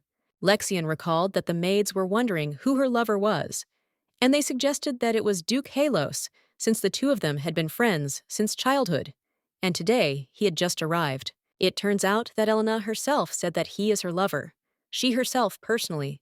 But suddenly, the girl added that in fact, the Marquise asked if she was engaged. The girl answered that this was not so, since they were in fact not engaged. The young man suddenly darkened, and our heroine managed to notice it. But he immediately collected his thoughts and replied that it was nothing to worry about right now. They only had a temporary relationship, and since it was true, everything was fine. In reality, everything was not okay. He pretended that everything was okay. Because of Elena's worries about him, it must have just been uncomfortable for her to hide it. It's not that the guy didn't expect such a situation, because she's a very attractive girl, so it's inevitable that some bugs would flock to hers. But who is the Marquis Hasnell? It is necessary to find out, in order to understand what he is. But it's already a good sign that Resfel is worried about him. When it comes to other men, it seems she herself doesn't know yet. But it's okay, they still have enough time. Near the estate, they were immediately met by the cook, who exclaimed that the lady should definitely have dinner before leaving, because he would prepare the best dish. Our heroine thought to herself that this was burdensome, since in general she wanted to go straight to the office and go through the portal. But the young man leaned over to her and told her to have dinner first, and then go on about her business. Because this was her home, Resfel could even rest a little. The girl noted to herself that in principle, yes, there was nothing urgent in the magic tower yet. So she answered that she didn't mind. After a while, Elna entered her room where she stayed, before leaving the mansion for several years. Day and night, she devoted herself to research in this place. Everything was so clean, and all the research objects were in the same condition. The guy replied that he had instructed the maids to look after the place. There had been some minor repairs, but it didn't make much of a difference. For our heroine, this was simply amazing, so memories came flooding back.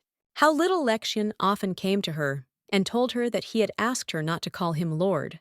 The Duke looked at her and was so happy that she was here again in the place where they had grown up together. Elena thought that since she had come after a long time, she might as well stay the night, so she asked if she could sleep here. When the young man suddenly blushed, our heroine at first did not understand what was wrong with him.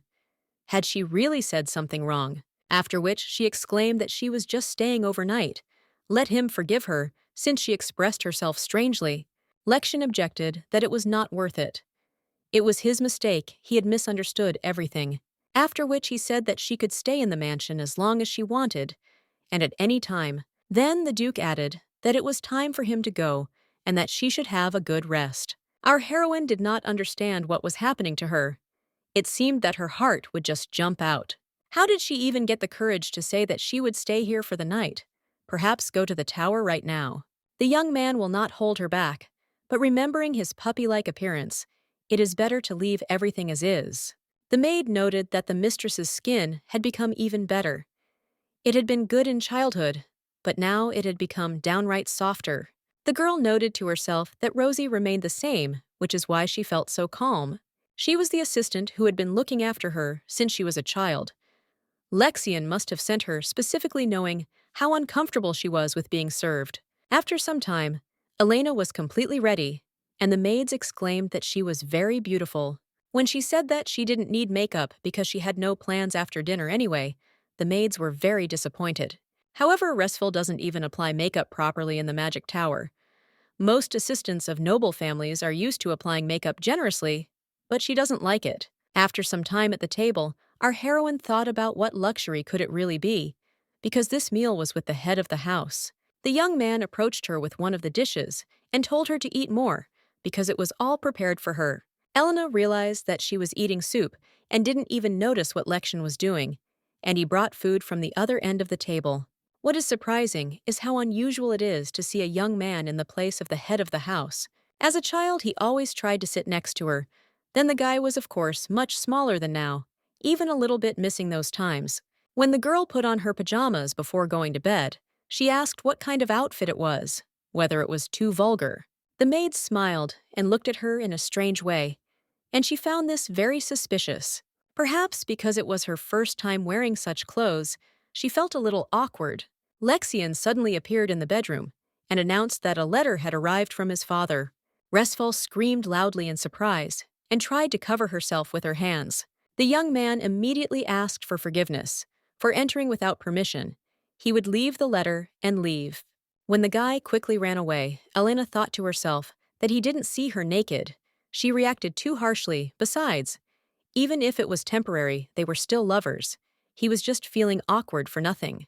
The young man now could not get the image of her in this outfit out of his head, and he thought about how he had almost embraced her. If he hadn't had the letter in his hands, he would have immediately hugged her, perhaps even kissed her.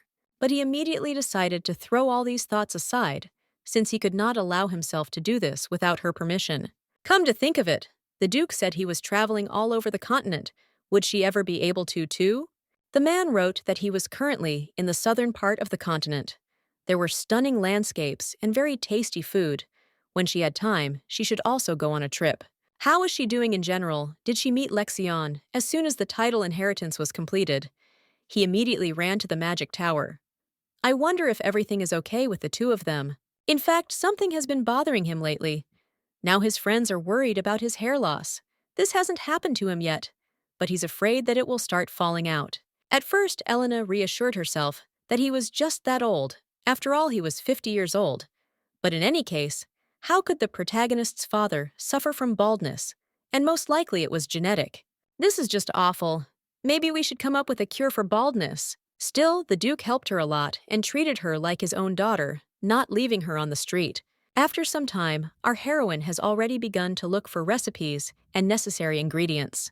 At the same time, I was thinking that baldness was common in the imperial family. Perhaps that's why the prince didn't become the main character. It is necessary to find out if there is a herb that will help to cope with this disease. Suddenly, Bibi flew to her, who said that everyone was exploring the Black Continent for the sake of the mistress, and she flew in to report this. Elena didn't ask for a special study, but they decided to do it anyway for her sake. Therefore, she thanked him and told him to always be careful if it was dangerous, then under no circumstances should she do it. Suddenly, our heroine saw that there were slightly burnt feathers on her chest, so she exclaimed, "What is this?"